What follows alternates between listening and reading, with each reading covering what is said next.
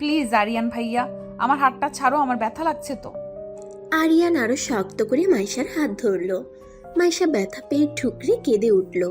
কাঁদো কাঁদো স্বরে আরিয়ানকে বলল, প্লিজ ভাইয়া, আমার হাতটা ছেড়ে দাও না, আমার খুব ব্যথা লাগছে। আরিয়ান মাইশাকে ওয়ালের সাথে চেপে ধরে বলল, তোর অনেক সাহস বেড়ে গেছে তাই না? খুব পাকনা গজিয়েছে তোর। অশ্রু মিশ্রিত চোখে ভ্যাবলা ক্লান্তের মতো ফ্যাল ফ্যাল করে আরিয়ানের দিকে তাকিয়ে আছে মাইশা। মাইশা বুঝতে পারছে না আরিয়ান ওর সাথে এমন ব্যবহার করছে কেন। মাইশা নিজেকে ছাড়ানোর অনেক চেষ্টা করলো, কিন্তু পারল না। শেষে কিছুটা চিল্লিয়ে মাইশা আরিয়ানকে বলল, তুমি আমার সাথে এরকম ব্যবহার করছো কেন বলো তো? কি করেছি আমি? আরিয়ান অগ্নি দৃষ্টি নিয়ে মাইশার গাল দুটো চেপে ধরে বলল, চুপ, একদম চুপ। আমার সাথে একদম আওয়াজ তুলে কথা বলবি না। কি করেছিস তুই? না, তুই আমার পিএ। তোর যত কাজ আর কথা শুধুমাত্র আমার সাথে। ম্যানেজারের সাথে তোর এত কথা কিসের রে? তোমার বিয়ে হয়েছে বলে কি তুমি আমার মাথা কিনে নিয়েছো? আমার কি কারোর সঙ্গে কথা থাকতে পারে না? আরিয়ান অগ্নি মূর্তি ধারণ করে মাইশাকে বলল, এই, তোকে আমি নিষেধ করেছি না এই অফিসের কোনো স্টাফের সাথে কথা না বলতে? তুই আমার কথা অমান্য করলি কেন বল? তুই কি ভুলে গেছিস তুই কোন পরিবারের মেয়ে? মাইশার প্রচন্ড পরিমাণে বিরক্ত লাগছে আরিয়ানের এই ব্যবহারে আর কথাগুলোতে। আরিয়ান সবসময় অপরাজিতার প্রতি একটা অধিকার ফলাতে চায়। আরিয়ান এমনিতেই অনেক গম্ভীর টাইপের, সবার কাছে ভালো আর ভদ্র হলেও মাইশার কাছে যেন একটা আতঙ্ক। সব সময় মাইশাকে শাসনের উপরে রাখে আরিয়ান। সেই ছোটবেলা থেকেই আরিয়ান মাইশার সাথে এমন করে। মাইশা আরিয়ানের ফুফাতো বোন। মাইশার বাবা আর মা দুজনেই ছোটবেলায় মারা গেছে। হঠাৎ করে মাইশার বাবা, তাই আরিয়ানের বাবা আজমত সাহেব মাইশাকে কোথাও যেতে দেননি, নিজের বাড়িতেই রেখে দিয়েছিলেন। তাই ওর বাবা আর মা মারা যাবার পর থেকেই মাইশা তার মামা আজমত সাহেবের বাড়িতেই থাকে আর তাদের অফিসেই চাকরি করে। কারণ মাইশার এইভাবে মামা আর মামির উপরে বসে খেতে তার বিবেকে খুব বাধে। তাই তার মামা প্রাইভেট অ্যাসিস্ট্যান্টের পোস্টটা মাইশাকে দিয়েছিল। তার মামার বয়স হয়ে যাওয়াতে অফিসের সমস্ত দায়িত্ব ও তার ছেলে আরিয়ানকে বুঝিয়ে দিয়েছে। আরিয়ান এখন মাইশাকে যেন তার প্রাইভেট অ্যাসিস্ট্যান্ট নয়, তার প্রাইভেট সম্পত্তি মনে করে। আরিয়ান সবসময় মাইশার সব ব্যাপার নিয়ে একটু বেশিই বাড়াবাড়ি করে, যা একদমই পছন্দ নয় মাইশার। কই, মাইশা তো কখনো ওর কোনো ব্যাপারে নাক গলায় না, তাহলে আরিয়ান কেন মাইশার সব ব্যাপারে নাক গলাতে আসে? মাইশা খুব স্বাধীন চেতা মনের একটা মেয়ে, স্বাধীনভাবে নিজের জীবনটাকে উপভোগ করতে চায়, কিন্তু সেই স্বাধীনতায় হস্তক্ষেপ করে আরিয়ান। আজকে আরিয়ানের এই বাড়াবাড়িটা একদমই সহ্য হচ্ছে না মাইশার কাছে। আজকে আরিয়ানের বাড়াবাড়িটা একদম মাত্রাতিরিক্ত হয়ে গেছে মাইশার কাছে। মাইশা একবার ভেবেছিল এখান থেকে চলে যাবে, কিন্তু কোথায় যাবে? তার যে আর যাবার কোনো জায়গা নেই। আর তাছাড়াও তার মামা আর মামি তাকে অনেক ভালোবাসে, তাদেরকে ছেড়ে যেতেও ইচ্ছে করে না। কিন্তু আর কতদিন সহ্য করবে মাইশা? কি মনে করে কি সে নিজেকে? তাদের বাড়িতে থাকে বলে সে যা ইচ্ছে তাই করবে? মাইশা কিছুটা সাহস নিয়ে রাগ দেখিয়ে আরিয়ানকে বলল, আরিয়ান ভাইয়া, তোমার সমস্যাটা কি? তুমি কেন এরকম করো আমার সাথে? আরিয়ান দাঁতে দাঁত চেপে মাইশাকে বলল, তুই আমার কাছে কৈফিয়ত চাচ্ছিস? তোর সাহস কি করে হয় এই আরিয়ান চৌধুরীকে প্রশ্ন করার? তুই কি ভুলে গেছিস আমি তোর বস? আর একটা কথাও না বলে এখন বাসায় চল, তারপর ওই ম্যানেজারকে আমি দেখে নিচ্ছি। এই বলে আরিয়ান মাইশার হাতটা আবার শক্ত করে ধরল। মাইশা আর নিজেকে সংযত রাখতে পারল না। এক ঝটকায় আরিয়ানের হাত থেকে নিজের হাত সরিয়ে নিয়ে বলল, দেখো আরিয়ান ভাইয়া, এই বাড়াবাড়িগুলো কিন্তু আমার একদমই ভালো লাগছে না। আমি যাব না তোমার সাথে, তুমি চলে যাও, আমি একাই বাসায় চলে যেতে পারবো। আর আমি একটা কথা বুঝতে পারছি না, তুমি কেন শুধু শুধু রিয়াদ ভাইয়ের উপর ক্ষেপে আছো? উনি এমন কি করেছে? আরিয়ান মাইশাকে জোরে একটা ধমক দিয়ে বলল, চুপ, আর একটা কথাও বলবি না। খুব সাহস বেড়ে গেছে তোর না? আজকে বাসায় চল। এই বলে আরিয়ান অফিস থেকে হাত ধরে টেনে নিয়ে মাইশাকে গাড়িতে বসালো। আরিয়ানের রাগে যেন গা ফেটে যাচ্ছে। মাইশাকে অনেকবার নিষেধ করেছিল কোনো ছেলের সাথে কথা না বলতে।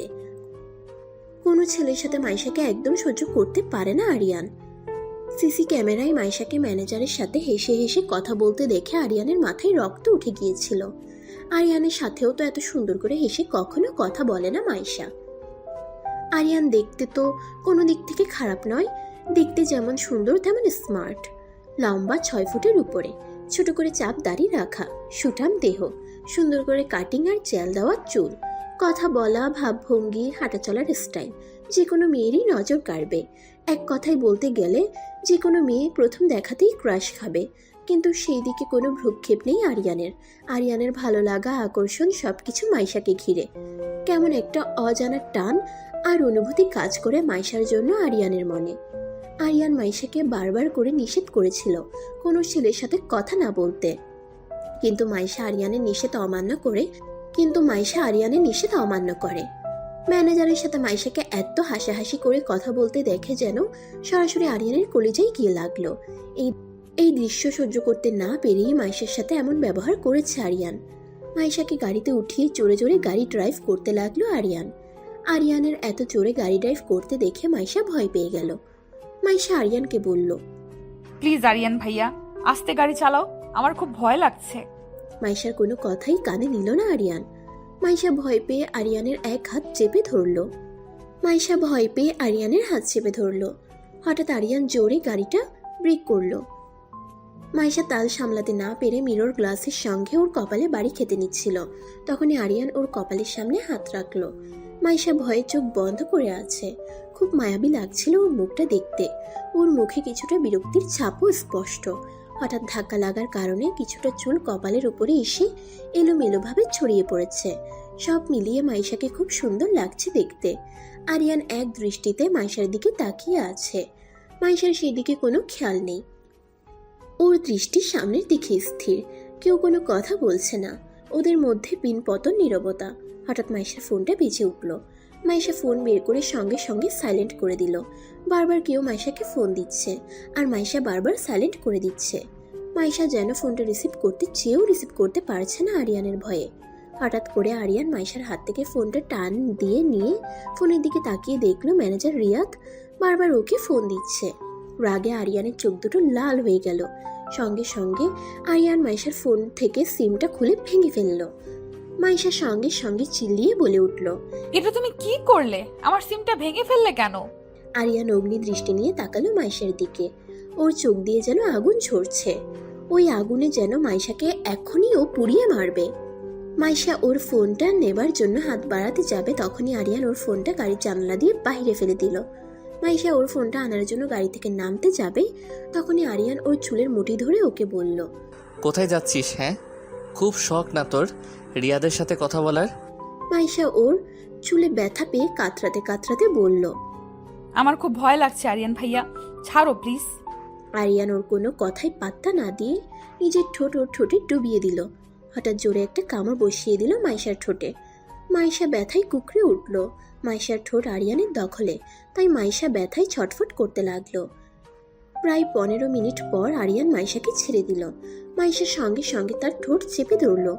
মাইশার ঠোঁট কেটে রক্ত পড়ছে। আরিয়ান ওর ঠোঁটটা বৃদ্ধা আঙ্গুলি দিয়ে এপাশ থেকে ওপাশ মুছে দিয়ে মাইশার গাল দুটো চেপে ধরে বলল, এরপর থেকে কোনোদিন যদি আমার কথার অবাধ্য হয়েছিস, আমার অপছন্দের বাহিরে কোনো কাজ করেছিস, তাহলে তার ফল এর থেকে অনেক বেশি ভয়ানক হবে। আরিয়ানের ঠোঁটের কোণে টেবিল মার্কা একটা হাসি দিয়ে আমার গাড়ি চালাতে শুরু করলো। মাইশার চোখ দিয়ে পানি গড়িয়ে পড়ছে। মাইশার নিজেকে যেন খাঁচায় বন্দি একটা পাখির মতো মনে হচ্ছে, যেখানে তার বিন্দু মাত্র স্বাধীনতা নেই। তার জীবনের সকল স্বাধীনতা আর সকল সিদ্ধান্ত যেন আরিয়ান নিয়ে বসে আছে। মাইশার খুব কষ্ট লাগছে তার ফোনটার জন্য।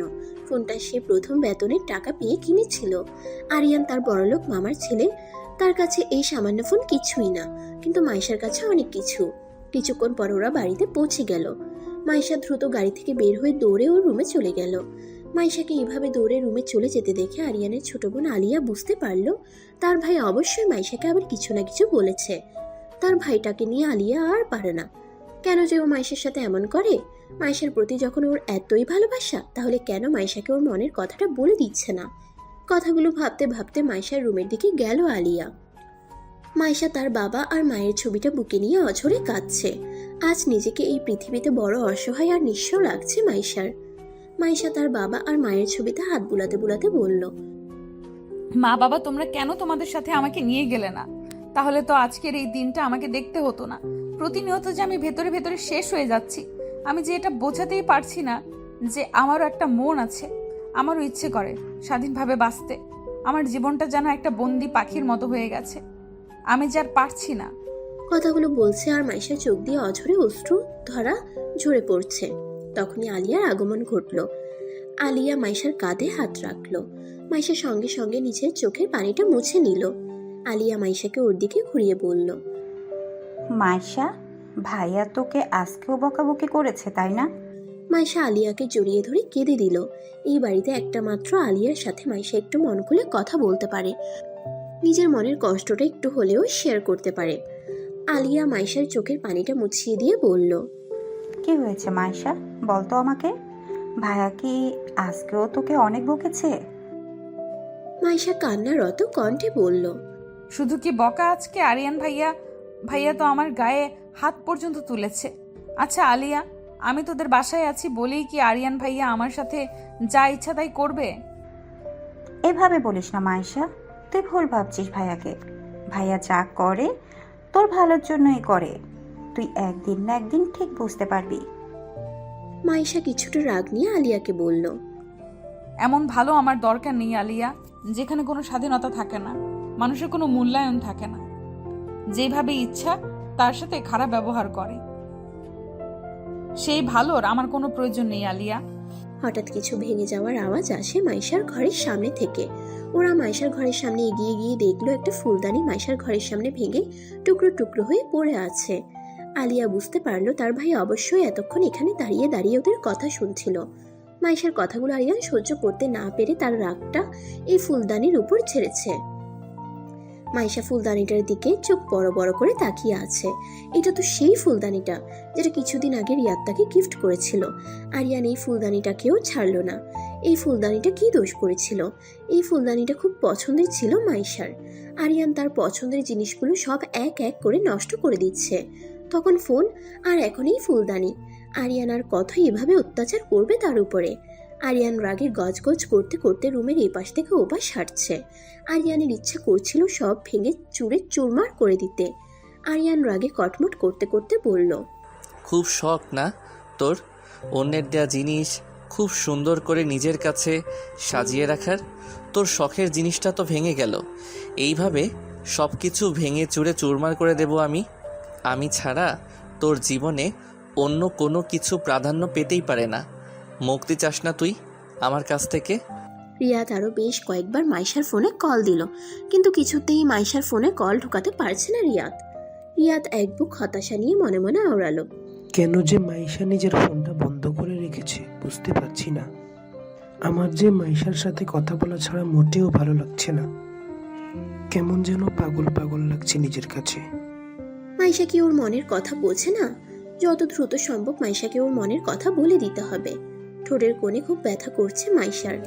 মাইশা আয়নার সামনে দাঁড়িয়ে দেখলো ওর ঠোঁটটা অনেকটা ফুলে গেছে। মাইশা একটা মলম বের করে ওর ঠোঁটে লাগিয়ে দিল। টপ করে 2 ফোঁটা চোখের পানি গড়িয়ে পড়লো মাইশার চোখ থেকে। মাইশা নিজ মনে ভাবছে কবে তার মুক্তি মিলবে এখান থেকে। এদিকে আরিয়ানের রাগ কমে যেতেই কেমন যেন একটা খারাপ লাগা কাজ করছে আরিয়ানের মনের মধ্যে। আজকে মাইশার সাথে ও অনেক বেশি রাফ বিহেভ করে ফেলেছে। আরিয়ানের উচিত ছিল নিজের রাগটাকে কিছুটা কন্ট্রোলে রাখার, কিন্তু কি করবে? আরিয়ানের রাগের মধ্যে লুকিয়ে থাকা ভালোবাসাটা যে মাইশা বুঝতেই চায় না। একটা অপরাধবোধ কাজ করছিল আরিয়ানের মনের মধ্যে। কিভাবে যে মাইশার কাছে সরি বলবে বুঝতে পারছে না আরিয়ান, কিন্তু যেভাবেই হোক আরিয়ানকে মাইশার কাছে সরি বলতেই হবে, তা না হলে আরিয়ান শান্তি পাচ্ছে না। আরিয়ান সঙ্গে সঙ্গে মাইশার রুমের দিকে চলে গেল, কিন্তু রুমে যেয়ে মাইশাকে পেল না আরিয়ান। মাইশাকে খুঁজতে খুঁজতে ছাদে যেয়ে দেখলো মাইশা মন খারাপ করে ছাদের এক কোণে দাঁড়িয়ে আছে। আরিয়ান মাইশার কাছে এগিয়ে গেল। মাইশা আরিয়ানকে দেখা মাত্রই ছাদ থেকে চলে যাচ্ছিল। তখনই আরিয়ান মাইশার হাত টেনে ধরল। মাইশার সঙ্গে সঙ্গে তীক্ষ্ণ কণ্ঠে বলে উঠল, আরিয়ান ভাইয়া আমার হাতটা ছাড়ো, আমি নিচে যাব। আরিয়ান হঠাৎ মাইশার সামনে 2 কানে ধরে হাঁটু গেড়ে বসে পড়ল। মাইশা অবাক হয়ে আরিয়ানের দিকে তাকিয়ে আছে। আরিয়ান তার 2 কানে ধরে আবেগ মাখা কণ্ঠে বলল, I am very sorry Maisha, really I am so sorry, please forgive me please. Maisha শুধু অবাক হয়ে আরিয়ানকে দেখে যাচ্ছে। মাইশা কি বলবে ভেবে পাচ্ছে না। তখন আরিয়ান তার সাথে ওই রকম ব্যবহার করলো। একটু আগে তার শখের ফুলদানিটা আছাড় মেরে ভেঙে ফেললো, এখন আবার তার কাছে সরি বলছে। মাইশা কিছু বলছে না, চুপ করে দাঁড়িয়ে আছে। কিরে কথা বল। সরি বললাম তো। সত্যি আমার তোর সাথে এমনটা করা একদম ঠিক হয়নি। আমি আমার ভুলটা বুঝতে পেরেছি। এখন কি কান ধরে উঠবস করলে খুশি হবি? আরিয়ান আবার মাইশাকে বলল। এই বলে আরিয়ান কান ধরে উঠবোস করতে যাচ্ছিল, তখনই মাইশা তাকে থামিয়ে দিয়ে বলল, ব্যাস, হয়েছে হয়েছে, আর তো ঢং করতে হবে না। তোর জন্য আমি সব কিছু করতে পারি রে, কিন্তু তুই বুঝিস না। কি বুঝবো? আরিয়ান মাইশার দিকে তাকিয়ে মনে মনে বলল, তুই এমন কেন মাইশা? তুই কি কখনো আমার মনের কথাটা বুঝবি না? আরিয়ান তার পকেট থেকে মাইশাকে একটা চকলেট বের করে দিল। আরিয়ান জানে মাইশা চকলেট অনেক পছন্দ করে। মাইশা চকলেটটার দিকে তাকিয়ে ভাবছে। নিজে কষ্ট দেয়, আবার নিজে এসে সরি বলে। আমার পছন্দ অপছন্দ সব দিকটা খুব সুন্দরভাবে খেয়াল রাখে, তারপরও কেন আমার সাথে এমন করে সে? মাইশা আরিয়ানের হাত থেকে চকলেট নিয়ে খেতে শুরু করলো। আরিয়ান এক দৃষ্টিতে মাইশার চকলেট খাওয়া দেখছে। চকলেট খেতে খেতে কিছুটা চকলেট মাইশার ঠোঁটে লেগে গেল।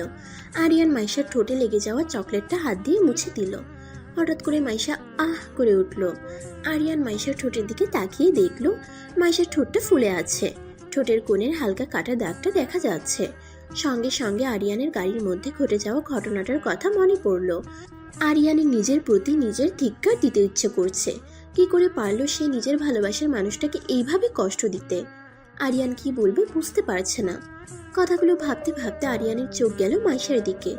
মাইশার চুলগুলো খোলা, বাতাসে চুলগুলো উড়ছে, আর কিছু কিছু চুল ওর কপালে এসে পড়ছে। মাইশা কিছুক্ষণ পরপর কপাল থেকে ওর চুলগুলো সরিয়ে কানের পাশে গুজে দিচ্ছে। খোলা চুলে চকলেট খাওয়া অবস্থায় মাইশাকে খুব অপরূপা লাগছিল। আরিয়ান মুগ্ধ হয়ে মাইশার দিকেই তাকিয়ে আছে। মাইশা আরিয়ানকে এইভাবে তার দিকে তাকিয়ে থাকতে দেখে আরিয়ানের সামনে একটা তুড়ি মারল। তুড়ির শব্দে আরিয়ানের ধ্যান ভাঙল। মাইশা চকলেটের শেষ অংশটাও মুখে পুরে দিতে দিতে আরিয়ানকে বলল, এভাবে তাকিয়ে আছো কেন? আমার নজর লাগবে না, পরে তো আমার পেট খারাপ করবে।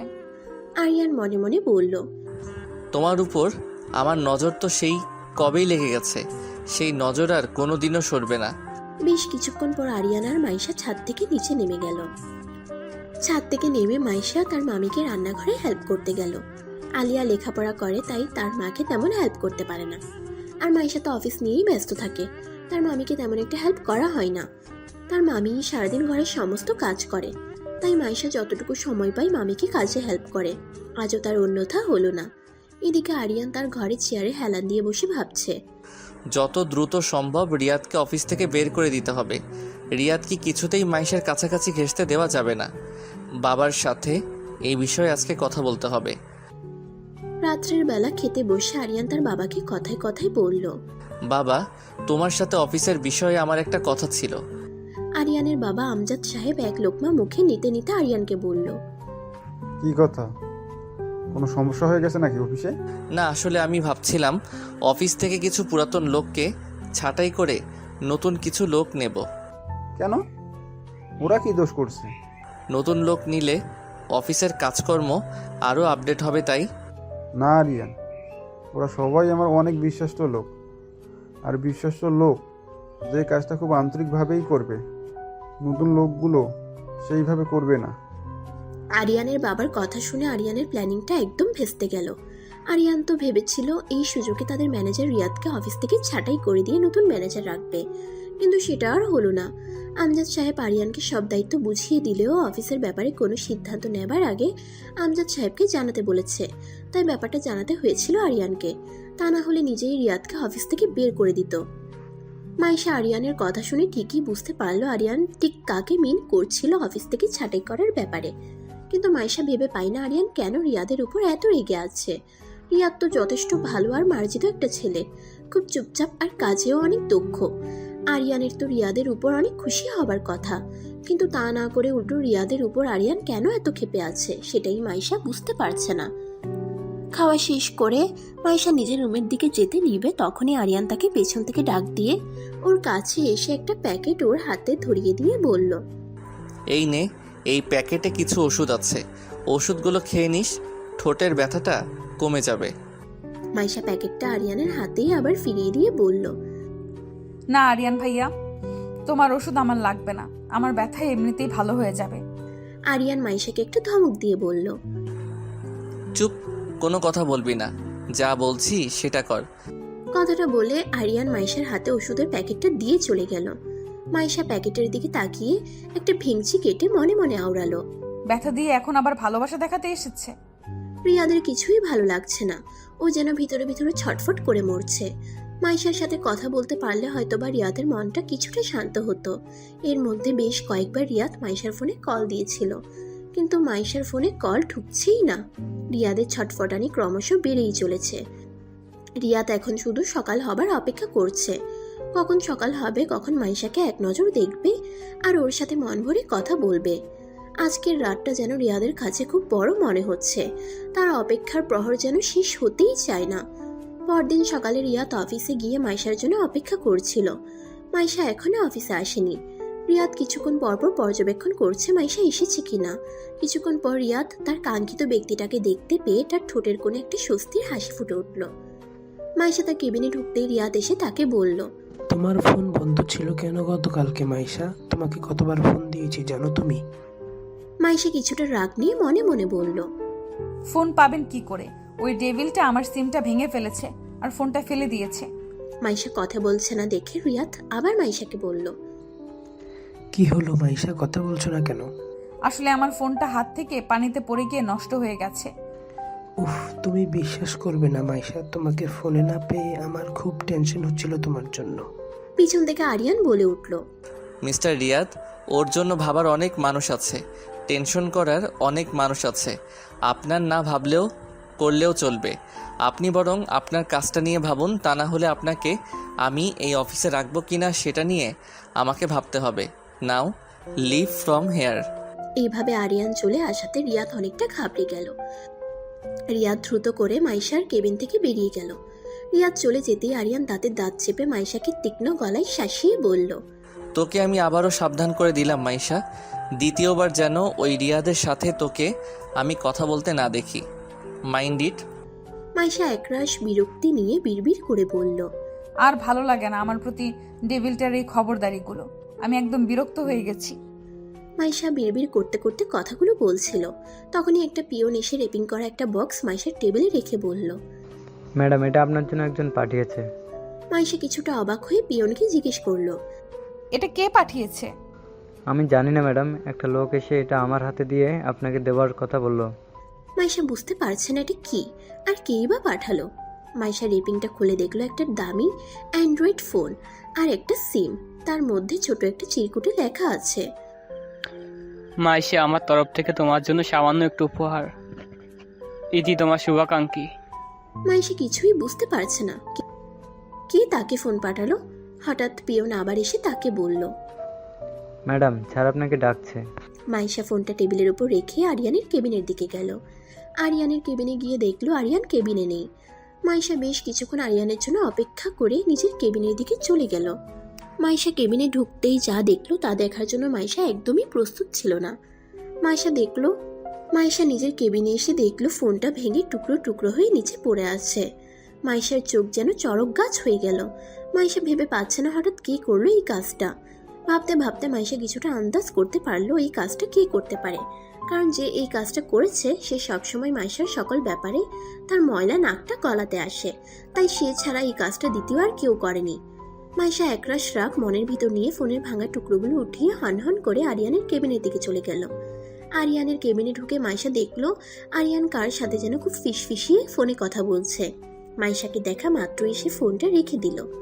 মাইশা আরিয়ানের টেবিলের উপর ফোনের টুকরোগুলো কিছুটা ছুঁড়ে মেরে আরিয়ানকে তীক্ষ্ণ গলায় বলল, এটা নিশ্চয়ই তোমার কাছে, তাই না? এই ফোনটা কি দোষ করলো? কেন এরকম করলে? আরিয়ান মাইশার প্রশ্নের কোনো উত্তর না দিয়ে পিয়নকে তার কেবিনে ডেকে এনে বলল, এই আবর্জনাগুলো এখনই আমার রুম থেকে পরিষ্কার করো, এইগুলো যেন আমি অফিসের কোথাও না দেখি। মাইশার আগে ফুঁসছে। মাইশা এমনিতেও ফোনটা তার কাছে রাখতো না। এই ফোনটা যে দিয়েছে তা যে কোনোভাবে খোঁজ নিয়ে অবশ্যই তাকে ফোনটা ফিরিয়ে দিত, কিন্তু তার আগে আরিয়ান ফোনটা ভেঙে টুকরো টুকরো করে দিল। মাইশা একদম শিওর এই কাজটা আরিয়ান ছাড়া আর কারো হতেই পারে না, কারণ মাইশার কেবিনে একমাত্র আরিয়ানই যাতায়াত করে। মাইশা আবারও আরিয়ানকে একই প্রশ্ন ছুড়ে বলল। কি হলো বলছো না কেন? এটা কেন করলে? আমি জানি এই কাজটা তোমার। আরিয়ান মাইশাকে কিছুটা ঝাঁঝালো গলায় বলল। তোর সাহস হয় কি করে আমার কাছে কৈফিয়ত চাওয়ার? আমি তোর কোনো প্রশ্নের উত্তর দিতে বাধ্য নই।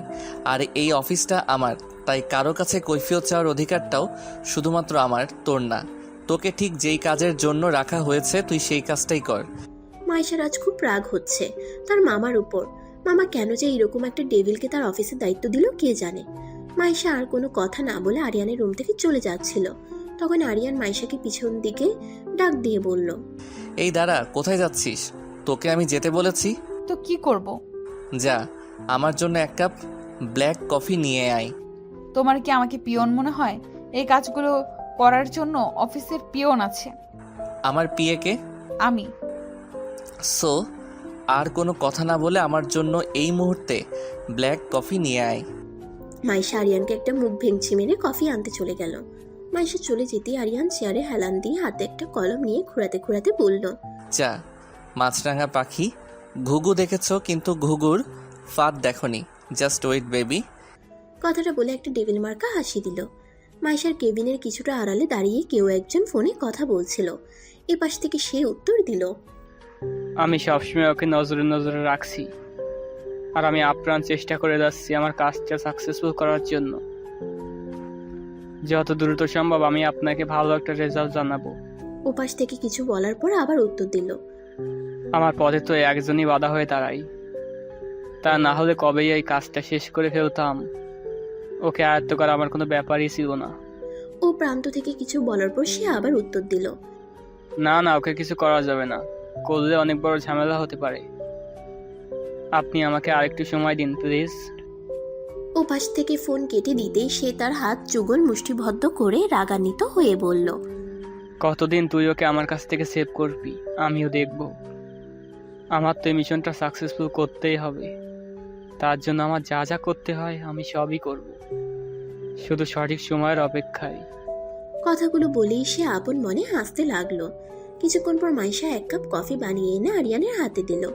আরিয়ান কফিতে এক চুমুক দিয়েই নাক মুখ খিচে মাইশাকে বলল। এটা কোনো কফি বানিয়েছিস নাকি নিম পাতার রস নিয়ে এসেছিস? কোনটা? তোকে তো ব্ল্যাক কফি না দিয়ে তোকে তো করল্লার জুস খাওয়ানো উচিত, আল্লাহর বাচ্চা। আরিয়ান কফিটা বাস্কেটে ফেলে দিয়ে মাইশাকে বলল। যা, আবার আমার জন্য কি সুন্দর করে ব্ল্যাক কফি বানিয়ে নিয়ে আয়। এবার যদি ভালো না হয় ডাইরেক্ট তোর মাথায় ঢালবো। মাইশার তো রাগে গায়ের ভিতর হিড়হিড় করছে। মাইশা বুঝতে পারছে আরিয়ান ইচ্ছে করে তার সাথে এমন করছে। আরিয়ানকে শালা কুত্তা বিলাই আইলা কোথাকার বলে মনে মনে আরো অনেক গালাগালি দিতে দিতে আরিয়ানের হাত থেকে কফির মগটা এক ঝটকায় টান দিয়ে চলে গেল। মাইশা চলে যেতে আরিয়ান একটু মুচকি হেসে বলল। উফ, মাছরাঙা পাখি, তোমাকে রাগলে যে কি কিউট লাগে তা তুমি নিজেও জানো না। একদম আমার কলিজায় এসে ধাক্কা লাগে। হঠাৎ আরিয়ানের ফোনটা বেজে উঠল। আরিয়ান ফোন রিসিভ করেই বলে উঠল। কাজটা কতদূর আগালো? আপনি কোনো চিন্তা করবেন না স্যার, কাজ প্রায় অনেক দূর এগিয়ে গেছে। গুড। খুব সতর্কভাবে কাজটা করতে হবে, এতটুকু যেন ফাঁক ফোকর না থাকে। এমনভাবে কাজটা করবে কেউ যেন কিছুই বুঝতে না পারে, ঠিক আছে? আরিয়ান ফোনটা রেখে পকেটে হাত দিয়ে শীষ বাজাতে বাজাতে বিড়বিড় করে বলতে লাগলো। তুই এমন জায়গায় হাত বাড়িয়েছিস, তোর যে এর পরিণতি কি হবে তা তুই নিজেও জানিস না। তোর মতো বেঈমানের জন্য কঠিন থেকে কঠিনতর শাস্তি অপেক্ষা করছে। মাইশা আবার কফি বানিয়ে এনে আরিয়ানের হাতে দিল। আরিয়ান কফিতে চুমুক দিয়ে বলল। গুড গার্ল, এবার কফিটা একদম ঠিক হয়েছে। তারপর আরিয়ান তার কেবিনের একটা আলমারি দেখিয়ে বলল। যা, ওই আলমারিতে কিছু ফাইল রাখা আছে, বের কর। মাইশা আলমারি থেকে ফাইলগুলো বের করে আরিয়ানের টেবিলের উপর রাখলো। এই কয়েকটা ফাইল 30 মিনিটের মধ্যে চেক করে আমাকে সাবমিট কর। কথাটা শুনে মাইশার চোখ যেন ছানাবড়া হয়ে গেল। ফাইলগুলোর দিকে তাকিয়ে মাইশা ভাবছে, এতগুলো ফাইলকেও কয়েকটা ফাইল বলছে? এতগুলো ফাইল চেক দিতে তো আমি 30 মিনিট নয়, আমি 3 ঘন্টাতেও পারবো না। আল্লাহর বাচ্চা, তুই এগুলো ইচ্ছে করে আমার সাথে করছিস তাই না? এতগুলো ফাইল আমি কি করে 30 মিনিটে শেষ করব? মাইশা আরিয়ানকে বলল। এতগুলো ফাইল আমি 30 মিনিটের মধ্যে শেষ করতে পারবো না, আমাকে আরো সময় দিতে হবে। যদি আর একটাও কথা বলিস তাহলে ফাইলের সংখ্যা বাড়বে আর টাইমের সংখ্যা কমবে। এবার ভেবে দেখ তুই কি করবি। মাইশা ফাইল নিয়ে নিজের কেবিনে যেতে নেবে তখনই আরিয়ান তাকে বলল, এই দাঁড়া, কোথায় যাচ্ছিস? আমার সামনে বসেই কাজটা কমপ্লিট করবি তুই? হ্যাঁ নয় হ্যাঁ। কিন্তু আরিয়ান চোখ গরম করে মাইশার দিকে তাকালো। মাইশা ভয় পেয়ে গেল আর আরিয়ানকে মনে মনে 101টা গালাগাল দিতে লাগলো। শালা ইন্দুর, বান্দর, খচ্চর, আইলা, এই পিচ্ছি একটা মেয়ের উপর এত জুলুম করা! তোর কপালে এমন বউ জুটবে না, সারাদিন তোর উপর খবরদারি করবে, দেখে নিস।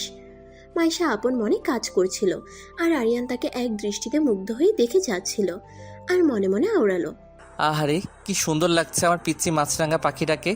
কিন্তু এই পিচ্চি মাছরাঙা পাখিটা হয়তোবা জানে না তার জন্য ঠিক কি অপেক্ষা করছে। কথাগুলো ভেবেই মনে মনে একটা বাঁকা হাসি দিল আরিয়ান। 30 মিনিট পর আরিয়ান মাইশাকে বলল, টাইম ইজ ওভার। এই তো হয়ে গেছে, আর কয়েক সেকেন্ড প্লিজ। এই তুই কি এক্সাম হলে বসে এক্সাম দিচ্ছিস? আর আমি কি তোর এক্সাম নিচ্ছি যে তুই এক্সাম শেষ করার জন্য আমার কাছ থেকে টাইম চাইছিস? সঙ্গে সঙ্গে মাইশা জোরে বলে উঠল। ডান। মাইশা আরিয়ানের সামনে সবগুলো ফাইল এগিয়ে দিয়ে বলল, আমার কাজ হয়ে গেছে। আরিয়ান ফাইলগুলো না দেখেই মাইশাকে আলমারিতে রেখে দিতে বলল। মাইশা তো চোখ মুখ খিচে তাকিয়ে আছে আরিয়ানের দিকে। মাইশার ইচ্ছে করছে ফাইলগুলো ওর মাথায় মারতে, শুধু শুধু মাইশাকে এতক্ষণ খাটালো।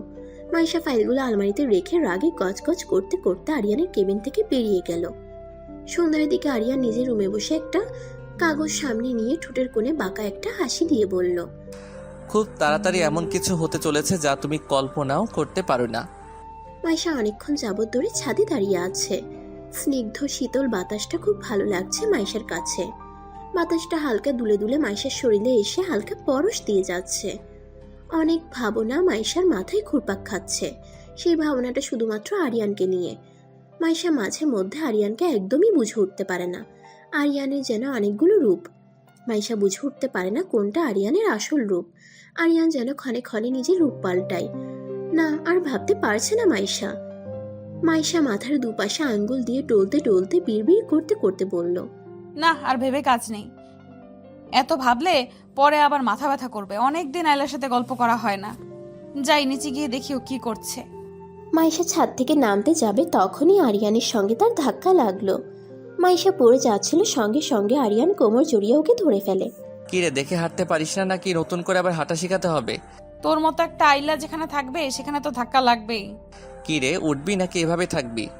মাইশা সঙ্গে সঙ্গে নিজেকে স্বাভাবিক করে উঠে দাঁড়িয়ে বলল, শোনো, দোষটা আমার নয়, দোষটা তোমার।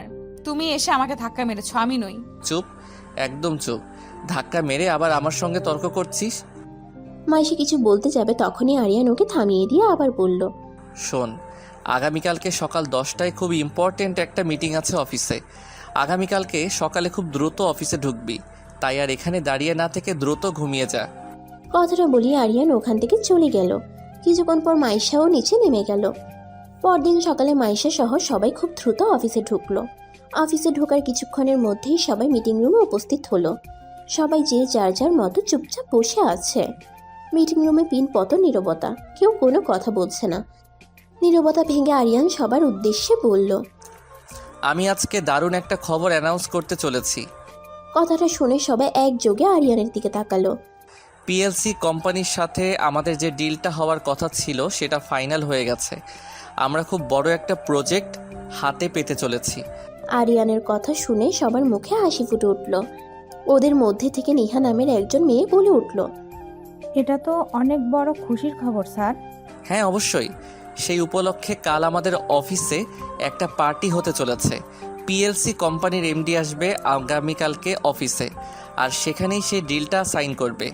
পার্টির কথা শুনে সবাই আরো অনেক বেশি খুশি হলো। সবাই আরিয়ানের কথা শোনা নিয়ে ব্যস্ত। এদিকে রিয়াদ বারবার মাইশার দিকে তাকাচ্ছে। কেউ খেয়াল না করলেও এই জিনিসটা আরিয়ানের চোখ এড়ালো না। আরিয়ানের ইচ্ছে করছিল রিয়াদকে ঠাস ঠাস করে কয়েকটা চড় মেরে মিটিং রুম থেকে বের করে দিতে। আরিয়ান রিয়াদকে জোরে একটা ধমক দিয়ে বলল, মিস্টার রিয়াদ, আপনাকে মিটিং রুমে ডাকা হয়েছে মিটিংয়ে মনোযোগ দেওয়ার জন্য, অন্য কোনো দিকে তাকিয়ে থাকবার জন্য নয়। রিয়াদ আমতা আমতা করে বলল, সরি স্যার। এখন থেকে নিজের যে কাজটা ঠিক সে কাজটাই করবেন, বাড়তি কিছু করার চেষ্টাও করবেন না। জি স্যার। এবার যে যার কেবিনে চলে যান আর মন দিয়ে কাজ করুন। সবাই যে যার যার কাজে চলে গেল। সবাই রুম থেকে চলে যেতেই আরিয়ান মাইশার উপর রাগে ফেটে পড়ল। আরিয়ান রাগে কটমট করতে করতে বিড়বিড় করে বলল, এই মেয়েটা কি কিছুই বোঝে না? কে ওর দিকে তাকিয়ে আছে, কে ওকে ফলো করছে, কিছুই কি ও নোটিশ করে না? এমন কেন এই মেয়েটা? এখনো বাচ্চা স্বভাবের, ডিসগাস্টিং। বিকেলের দিকে মাইশা নিজের কেবিনে বসে কাজ করছিল। তখনই অফিস বয় মাইশার কাছে এসে বলল। ম্যাডাম, স্যার আপনাকে ডাকছে। মাইশা আর কিছু না ভেবে দ্রুত আরিয়ানের কেবিনে চলে গেল। আমাকে ডাকছো কেন? আরিয়ান কিছুটা চোখ গরম করে মাইশার দিকে তাকিয়ে মাইশাকে বলল, এটা অফিস, আর এখানে আমি আপনার বস, সুতরাং আমাকে স্যার বলে ডাকবেন। আরিয়ানের কথা শুনে মাইশা চরমভাবে অবাক হলো। মাইশা ভাবছে, এর আবার কি হলো? আবার কোন রূপ ধারণ করলো? আবার কি ফন্দি ঘুরছে মাথায়, আল্লাহ জানে। আরিয়ান মাইশার সামনে কতগুলো কাগজ এগিয়ে দিয়ে বলল। এইগুলো অফিসের কিছু ইম্পর্টেন্ট কাগজ, এইগুলোতে সাইন করে দিন। মাইশা চোখ বড় বড় করে তাকিয়ে আছে কাগজগুলোর দিকে। এতগুলো কাগজ সাইন করতে তো আমার আজ সারা দিন লেগে যাবে। আর কত ভাবে যে এই ডেভিলটা আমার উপর অত্যাচার করবে, আল্লাহ জানে। আরিয়ান মাইশাকে একটা কলম এগিয়ে দিয়ে বলল, কাগজগুলো পরে এখানে বসেই সাইন করে দিন। এই কাগজগুলো পরে সাইন করতে গেলে তো আমাকে আজকে আর বাসায় ফিরতে হবে না, অফিসেই থাকতে হবে। মাইশা কাগজের 2-1 পাতা উল্টিয়ে পড়ার ভান করে কাগজগুলোতে সাইন করা শুরু করলো। আরিয়ান মাইশার দিকে তাকিয়ে মনে মনে একটা হাসি দিল। সেই হাসির কারণ একমাত্র আরিয়ান ছাড়া আর কেউ জানে না। অফিস টাইম শেষে সবাই অফিস থেকে বের হচ্ছিল। মাইশা সবকিছু গুছিয়ে অফিস থেকে বের হতে নেবে, তখনই আরিয়ান তার সামনে এসে বলল, কোথায় যাচ্ছেন? আমার অফিস শেষ, তাই বাসায় যাচ্ছি। আপনাকে আমি যেতে বলেছি? মাইশার সাথে সাথে আরিয়ানকে ওর হাত ঘড়িটা দেখিয়ে বলল, এই যে দেখুন স্যার, অফিস আওয়ার এখন শেষ, সুতরাং আমি এখন আর আমার বস নন, আর আমিও আপনার পিএ নই, সুতরাং আপনি এখন আর আমাকে কোনো হুকুম করতে পারবেন না। শাট আপ, ওকে? আপনি আমাকে অফিস টাইম শেখাতে এসেছেন? আপনি আমার বস নাকি আমি আপনার বস? আগামীকালকে অনেক বড় একটা প্রজেক্ট সাইন হতে চলেছে, সো সমস্ত কাজ কমপ্লিট করে তারপরে বাসায় যাবেন। জি স্যার, আমি সম্পূর্ণ কাজ কমপ্লিট করেই বাসায় যাচ্ছি। Very good. Thank you sir, তাহলে এখন আমি আসি। না, আমি না বলা পর্যন্ত আপনি এক পা অফিস থেকে বের হবেন না। কিন্তু কেন? আপনি আমার সাথে এমন করতে পারেন না। আরিয়ান মাইশাকে ওয়ালের সাথে চেপে ধরে বলল, আমি কি পারি আর না পারি সেটা নিশ্চয়ই আপনার কাছ থেকে আমাকে শিখতে হবে না আমার? এটা কি করছেন স্যার? আমাকে ছাড়ুন প্লিজ। আরিয়ান মাইশাকে ছেড়ে দিয়ে বলল, আমি এক জায়গায় যাব, আপনাকেও আমার সঙ্গে যেতে হবে। কোথায় যাবেন স্যার? আমি এত প্রশ্ন করা পছন্দ করি না, ওকে? শালা আল্লাহর বাচ্চা, ব্ল্যাক কফি খেতে খেতে ওর মুখের কথাগুলো ব্ল্যাক কফির মতোই তেতো হয়ে গেছে। ঢং দেখলে গা জ্বলে যায়। অফিস থেকে বেরিয়ে দুজন গাড়িতে বসলো। আরিয়ান গাড়ি চালাতে শুরু করলো। কিছুক্ষণ পর ওদের গাড়ি একটা শপিং মলের সামনে এসে থামলো। আরিয়ান মাইশাকে গাড়িতে রেখে তার একটা কাজ আছে বলে গাড়ি থেকে নেমে শপিং মলের ভিতরে চলে গেল। আরিয়ান চলে যেতেই, আল্লাহর বাচ্চা, তোর কাজ আছে তো তুই আমাকে কেন নিয়ে আসলি? এখন বাসায় গেলে কি সুন্দর আমার ফেভারিট কার্টুনটা দেখতাম, আর মামির হাতের স্পেশাল চা আর পকোড়াটা খেতাম। ওর তো আবার আমার সুখ সহ্য হয় না। কিভাবে আমাকে খাটাবে সব সময়? সেই ফোন দিয়ে আটে, ডায়নোসর কোথাকার। কেউ একজন অনেকক্ষণ ধরে আড়াল থেকে মাইশার দিকে নজর রাখছে।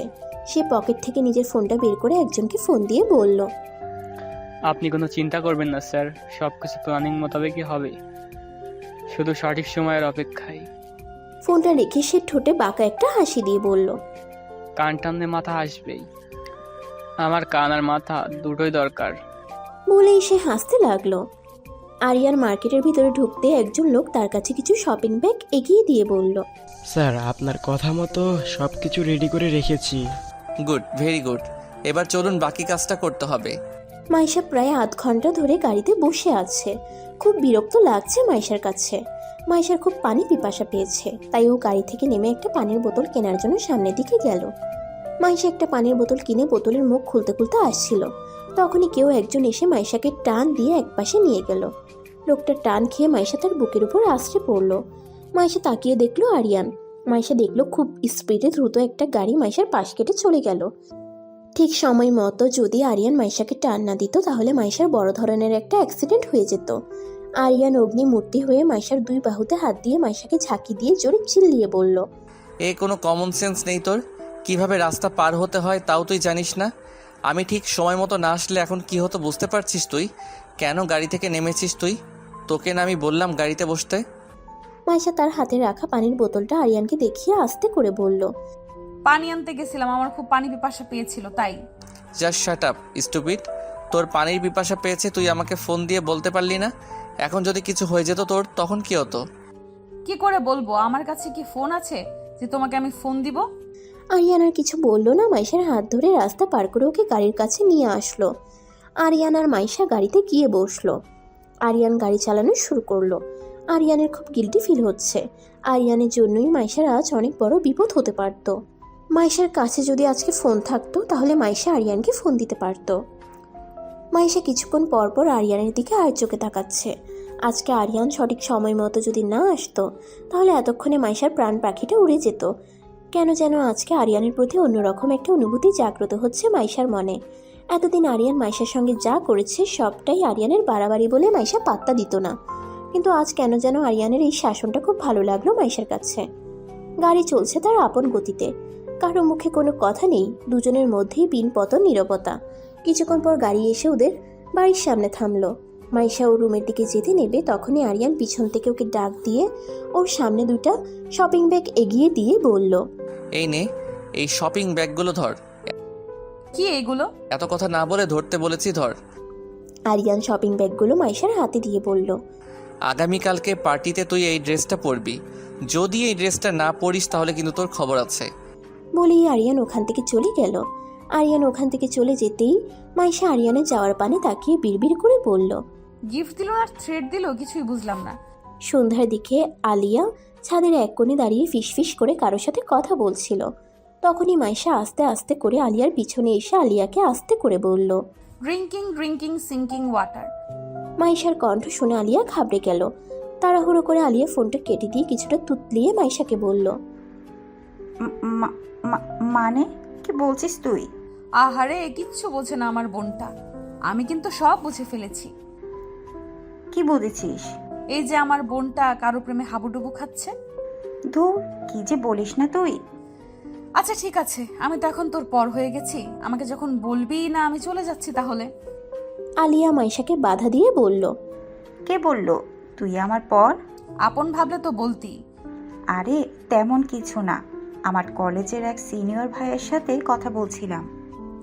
মাইশা তার দুই হাত ভাঁজ করে ঠোঁট টিপে একটা হাসি দিয়ে আলিয়াকে বলল, বুঝি বুঝি, আমরা সব বুঝি। সিনিয়র ভাই না অন্য কিছু। তাই নাকি? তুই সব বুঝিস? অবশ্যই।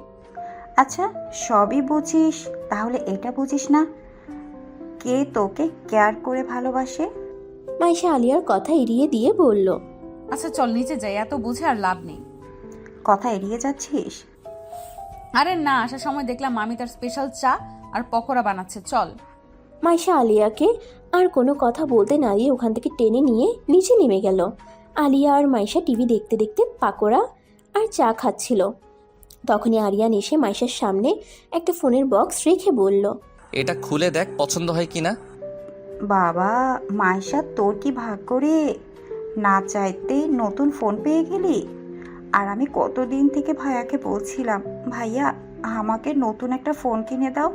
ভাইয়া শুনছেই না, আর তোকে না চাইতেই কিনে দিল। নে নে, খুলে দেখ পছন্দ হয়েছে কিনা। আমাদের তো নতুন ফোন পাওয়ার ভাগ্য নেই, তোরটা দেখেই না হয়ে আফসোস মেটালাম। মারবো টেনে এক চর। এই তো লেখাপড়া নেই, সব সময় খালি ফোনের চিন্তা মাথায় ঘুরঘুর করে, তাই না? যা পড়তে বস গিয়ে। ওহ ভাইয়া, সারাদিন কি পড়তে ভালো লাগে বলতো? তোর না সামনে পরীক্ষা, সারাদিন পড়ার টেবিলে বসে থাকবি। যা এখন পড়তে বস। মাইশা আরিয়ানকে থামিয়ে দিয়ে বলল, আপনি এরকম করছেন কেন স্যার? ও ঠিক সময় মতো পড়তে বসবে। মাইশার মুখে আরিয়ানকে স্যার কথাটা শুনে আলিয়া খিলখিল করে হেসে দিয়ে বলল, মাইশা, তুই ভাইয়াকে স্যার বলছিস? How funny. কি করব বল, উনি তো আমার বস, ওনাকে স্যার না ডেকে কি পারা যায়? তাই না স্যার? তোকে আমি স্যার ডাকতে বলেছি অফিসে, বাসায় না। তাহলে বাসায় কি বলে ডাকবো স্যার? ঠাস করে একটা থাপ্পড় বসিয়ে দিলে না বুঝতে পারবি কি বলে ডাকবি। কেন, আমার গালটাকে তোমার সরকারি রাস্তা মনে হয়? যখন তখন খালি মারার চিন্তা করবে। এত বেশি কথা না বলে ফোনটা খুলে দেখ। মাইশা একটা ভিংচি কেটে বলল, আমি কি তোমার কাছে ফোন চেয়েছি? লাগবে না আমার তোমার ফোন, তুমি এটা বরং আলিয়াকে দিয়ে দাও। আরিয়ান মাইশার হাতে ফোনটা ধরিয়ে দিয়ে বলল। আর একটা কথাও না বলে চুপচাপ ফোনটা ধর। মাইশা কিছু বলতে যাবে তখনই আরিয়ান চোখ গরম করে তাকালো মাইশার দিকে। মাইশা ভয় পেয়ে আর কিছু বলল না। আরিয়ান ওখান থেকে চলে গেল। আরিয়ান সেখান থেকে চলে যেতেই মাইশা কিছুটা রাগ নিয়ে আলিয়াকে বলল। এই আলিয়া, তোর ভাইটা এমন কেন রে? সব সময় আমার উপর একটা খবরদারি ফলানোর চেষ্টা করে। তুইও ভাইয়ার উপর খবরদারি ফলানা, কে নিষেধ করেছে? ওর মতো একটা আইলার উপর খবরদারি ফলাতে আমার বয়েই গেছে। মাইশার কথা শুনে আলিয়া মুচকি হাসি দিল আর মনে মনে বলল, সময় হলে ঠিকই খবরদারি ফলাবি, যে সময়টা খুব নিকটে। রাতে খাওয়া দাওয়া শেষ করে মাইশা নিজের রুমে গিয়ে ফোনের বক্সটা খুলল। ফোনটা মাইশার খুব পছন্দ হলো। লেমন কালারের একটা ফোন। ফোনটা দেখেই মাইশা বুঝতে পারলো ফোনটা অনেক দামি। সাথে একটা সিম কার্ডও দেখতে পেল।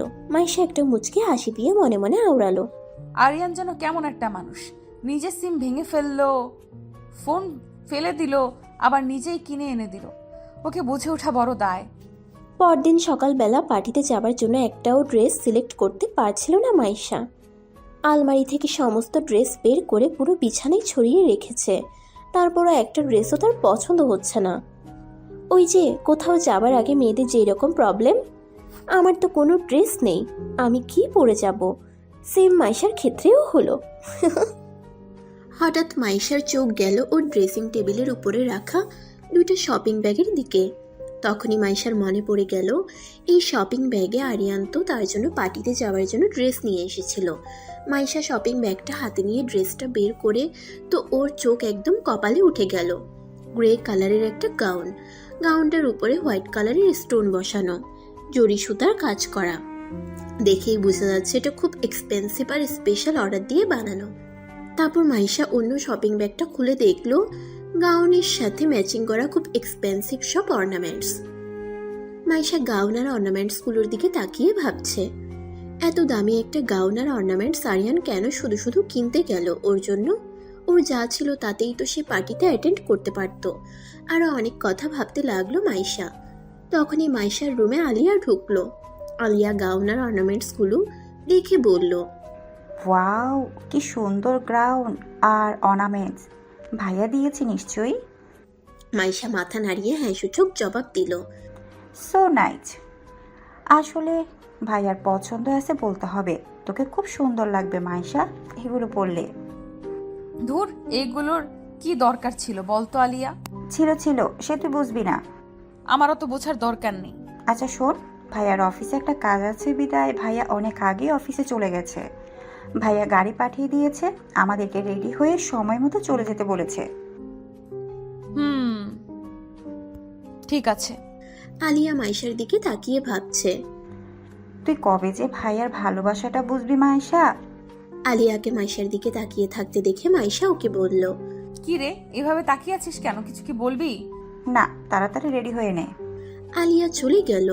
মাইশা রেডি হতে শুরু করলো। এদিকে আরিয়ান একটা পুরাতন গোডাউনে ঢুকলো। ঢুকে চেয়ার নিয়ে একজনের সামনে বসলো। ওর সামনের লোকটির মুখ আর হাত পা বাঁধা। আরিয়ান ঠাস ঠাস করে কয়েকটা থাপ্পড় বসিয়ে দিল তার দুই গালে। আরিয়ানের চোখ দিয়ে যেন আগুন ঝরছে। আরিয়ানের ইচ্ছে করছিল ওর হাতের পিস্তলটা দিয়ে এখানেই ওকে শুট করে মেরে ফেলতে, কিন্তু আরিয়ান তা পারছে না। আরিয়ান ওর মুখের বাঁধনটা একজনকে খুলে দিতে বলল। আরিয়ান ওর হাতের পিস্তলটা লোকটার সামনে নাড়াচাড়া করতে করতে বলল, কি রে, কি ভেবেছিলি আমি কোনোদিন তোকে খুঁজেই পাবো না? হ্যাঁ, তুই ডাইরেক্ট আমার কলিজায় হাত দিয়েছিস। এবার বল কার কথায় তুই এই কাজটা করেছিলি? লোকটা চুপ করে আছে, কোনো কথা বলছে না। আরিয়ান পিস্তলটা ওর কপালের মাঝ বরাবর ধরে ওকে বলল, জাস্ট একবার ট্রিগারে চাপ দেবো, একটা গুলি যথেষ্ট, তারপর তুই ফিনিশ, আর তোর পরিবারও শেষ। এবার ঠিক করে ভেবে দেখ কি করবি, সত্যিটা বলবি নাকি শেষ হয়ে যাবি? লোকটা আকুতি মিনতি করে বলতে লাগলো, প্লিজ স্যার, প্লিজ আমাকে মারবেন না, আমার পরিবারের কোনো ক্ষতি করবেন না। আমার কিছু হয়ে গেলে আমার পরিবার শেষ হয়ে যাবে। ওকে, তোকে আমি মারবো না, ছেড়ে দেবো। তার আগে তুই সত্যিটা বল, কে তোকে হায়ার করেছিল? Tell me the truth right now. লোকটা ছোট করে একটা ঢোক গিলে বলল, স্যার, আমি ওনার চেহারা দেখিনি, ওনার সাথে শুধু আমার ফোনে কথা হয়েছিল। আমাকে এক লোকের মাধ্যমে উনি মাইশা ম্যাডামের ছবি দিয়ে আমাকে বলেছিলেন ওনাকে যে কোনোভাবে খুন করতে হবে, আর না হয় গুম করতে হবে। আমি সেই লোকের চেহারাও দেখিনি, কারণ উনি তখন একটা কালো মুখোশ পরেছিল। বুঝতে পেরেছি তোর বাঁচার কোনো ইচ্ছে নেই। ঠিক আছে, তাহলে তোর ইচ্ছেটা আমি পূরণ করে দেই। না স্যার, বিশ্বাস করুন স্যার, আমি সত্যি বলছি। বিশ্বাস না হলে আপনি আমার ফোনটা চেক করে দেখতে পারেন। ওই নাম্বার থেকে আমাকে কতবার কল দেওয়া হয়েছিল। আরিয়ান ফোনটা চেক করে দেখলো সত্যি একটা নাম্বার থেকে ওকে অনেকবার কল দেওয়া হয়েছিল। আরিয়ান সেই নাম্বারটাতে কয়েকবার কল দিল, কিন্তু বারবার ওই নাম্বারটা সুইচ অফ বলছে। তার মানে সে জেনে গেছে ওর হায়ার করা লোকটা আরিয়ানের কাছে ধরা পড়ে গেছে। কিন্তু কতদিন সে পালিয়ে বেড়াবে আরিয়ানের কাছ থেকে? আরিয়ান যেভাবেই হোক তাকে ঠিক ধরে ফেলবে, তারপর অনেক হিসাব তার সাথে বুঝে নেবে। আধ ঘন্টা পর মাইশা রেডি হয়ে আয়নার সামনে দাঁড়ালো। পুরো গাউন জুড়ে হোয়াইট স্টোন আর জড়ি সুতার কাজ, ম্যাচিং করা কানের দুল, ব্রেসলেট, চুলগুলো কিছুটা উঁচু করে বাঁধা, চোখে হালকা কাজল, হালকা লিপস্টিক আর হালকা মেকআপ, সব মিলিয়ে একদম কিউটের ডিব্বা। কিছুক্ষণ পর ওরা দুজন বাড়ি থেকে বেরিয়ে গেল। ওদের গাড়িটা অফিসের সামনে এসে থামলো।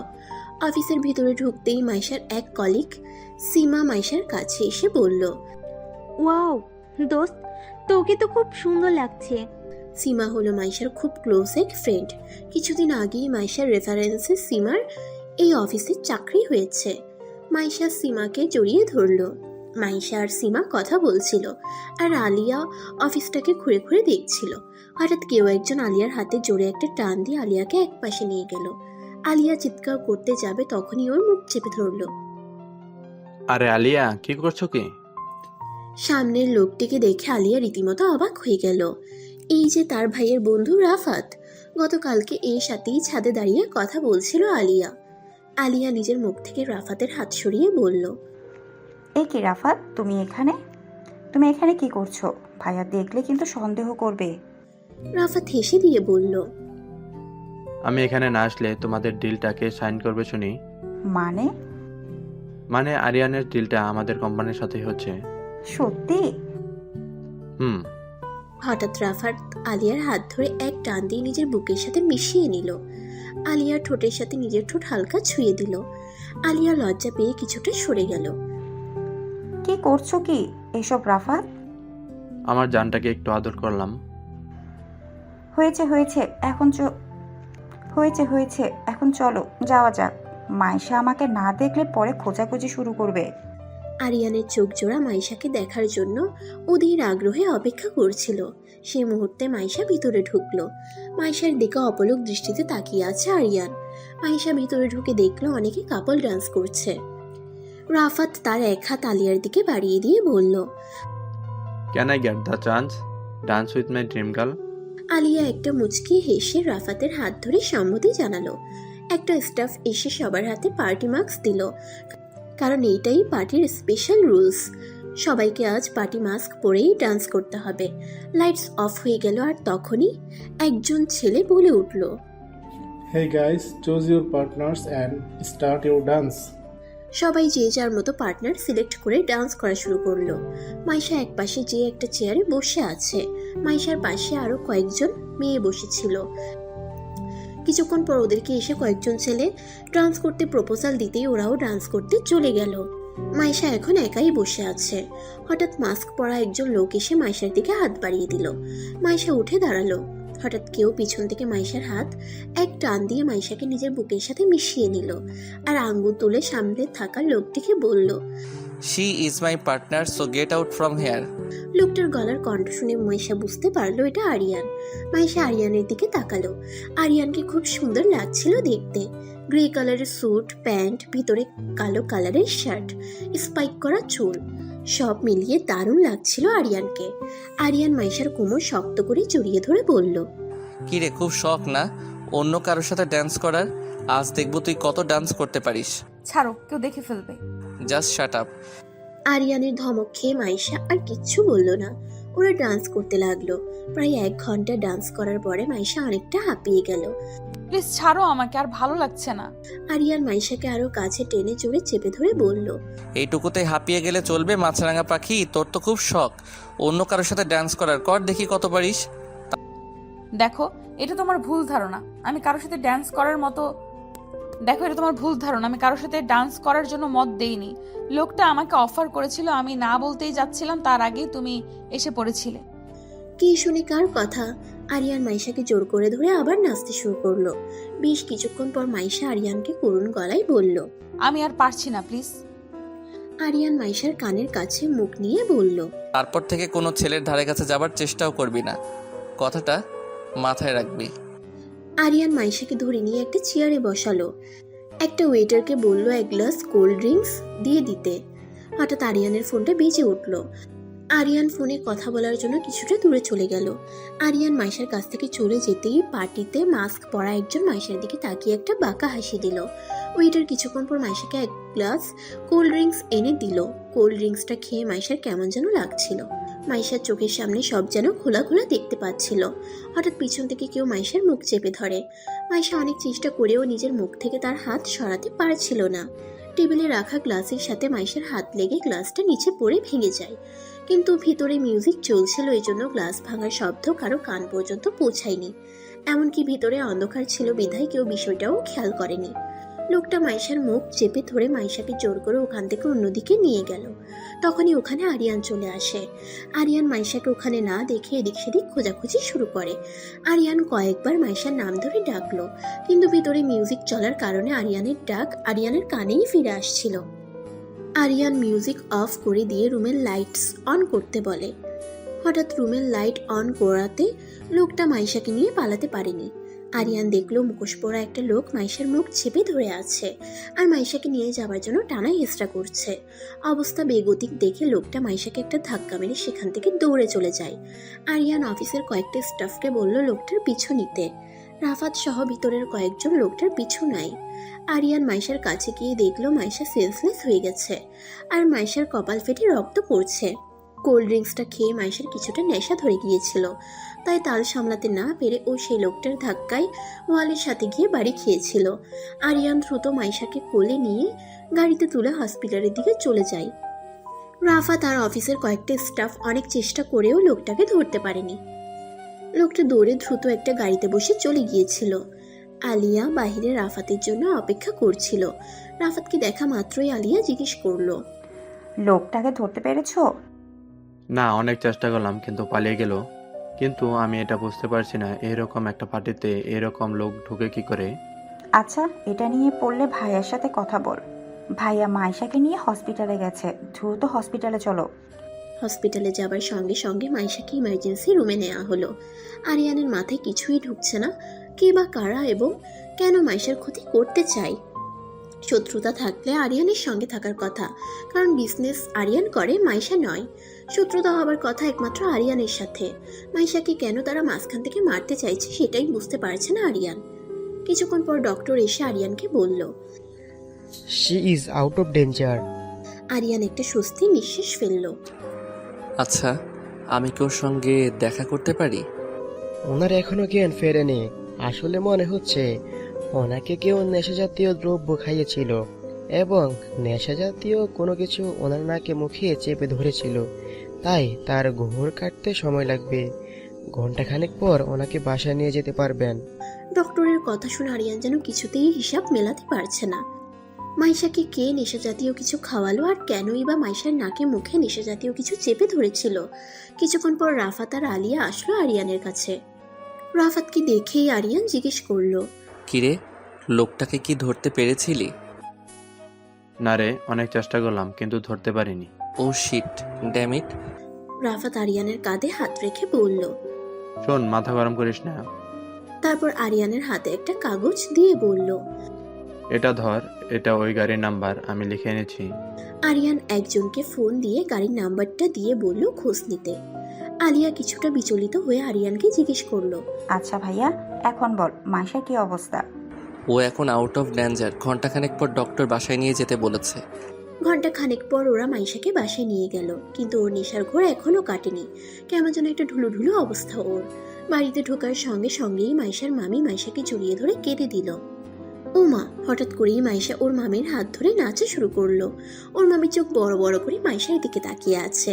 মাইশার মামি ওর সাথে নাচছে না দেখে মাইশা ফ্লোরে বসে পড়ে হাত পা ছিটিয়ে দিয়ে কাঁদতে কাঁদতে লাগলো।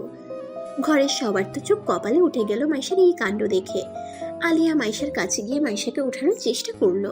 হঠাৎ মাইশা আলিয়ার চুল টেনে বলতে লাগলো, আলিয়া আমার সাথে নাচ না, একটু আমি নাচবো। দেখ আমি কত সুন্দর নাচ পারি। এই বলে মাইশা সবার সামনে উড়াধুরা নাচতে শুরু করলো।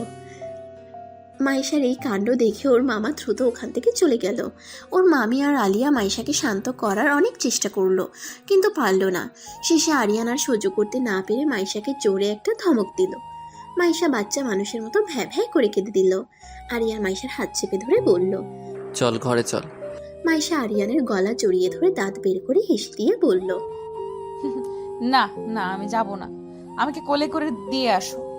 আলিয়া আর ওর মা ড্যাব ড্যাব করে তাকিয়ে আছে মাইশার দিকে।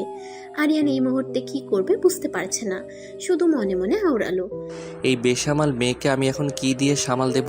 ও তো আমার প্রেস্টিজ একদম প্লাস্টিক করে দিচ্ছে। ইচ্ছা করছে ঠাটিয়ে দুটো চর মেরে ওর নেশা ছাড়িয়ে দিতে। মাইশা আরিয়ানের গলা ধরে ঝুলতে ঝুলতে বলল, কই, কোলে নাও না। আরিয়ান হাসবে না কাঁদবে বুঝতে পারছে না। অবস্থা বেগতিক দেখে আরিয়ানের মা ওখান থেকে চলে গেল। আলিয়া মাইশার কাছে গিয়ে বলল, মাইশা চল, তোকে আমি রুমে দিয়ে আসছি। মাইশা আলিয়াকে সরিয়ে দিয়ে বলল, না আমি তোর সাথে যাব না, আমি ওর কোলে উঠে যাব। আর কি করবি ভাইয়া, সামলা এবার। আরিয়ান আর কোনো উপায় না পেয়ে মাইশাকে কোলে তুলে নিল। আরিয়ান মাইশাকে রুমে নিয়ে খাটে শুয়ে দিতেই মাইশা আরিয়ানের গলা জড়িয়ে ধরে আরিয়ানের ঠোঁটে ঠোঁট মিশিয়ে দিল। একটা শিহরণের ঢেউ খেলে গেল আরিয়ানের সারা শরীরে। আরিয়ান নিজেকে মাইশার কাছ থেকে ছাড়িয়ে মাইশাকে রেখে চলে আসতে যাচ্ছিল, তখনই মাইশা আরিয়ানের হাত টেনে ধরে বলল, কি হলো, আমাকে একা রেখে চলে যাচ্ছ কেন? ভালোবাসো না আমাকে? আমার ভালোবাসাটা বুঝিস তুই? বুঝি তো। কি বুঝিস? কাছে এসো বলছি। আরিয়ান মাইশার কাছে যেতেই মাইশা আরিয়ানকে শক্ত করে জড়িয়ে ধরে নিজের ঠোঁট ওর ঠোঁটে ডুবিয়ে দিল। আরিয়ানও আর নিজেকে স্থির রাখতে পারল না।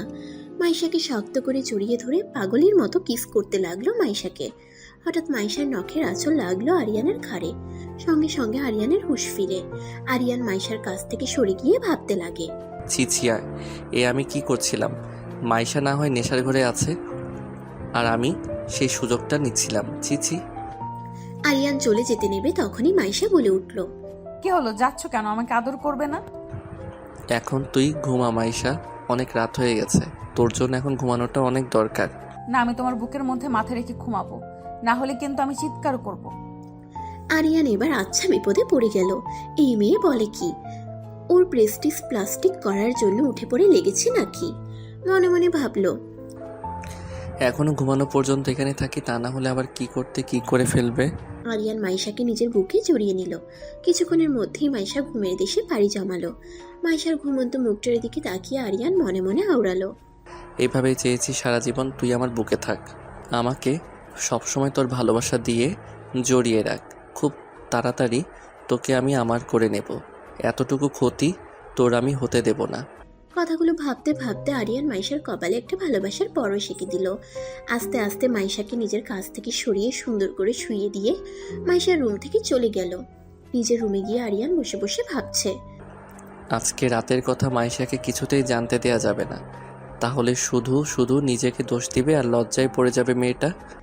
আরিয়ান আয়নার সামনে দাঁড়ালো, দেখলো ওর ঘাড়ে মাইশার নখের আঁচড় পড়ে গেছে। অনেকটা ভালো লাগা কাজ করছে আরিয়ানের মধ্যে। এই প্রথম মাইশাকে এতটা কাছ থেকে ছুঁয়ে দেখেছে আরিয়ান।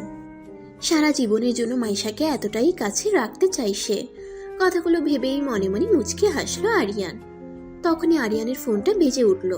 আরিয়ান ফোন রিসিভ করতেই যা শুনলো তা শোনার জন্য মোটেও প্রস্তুত ছিল না।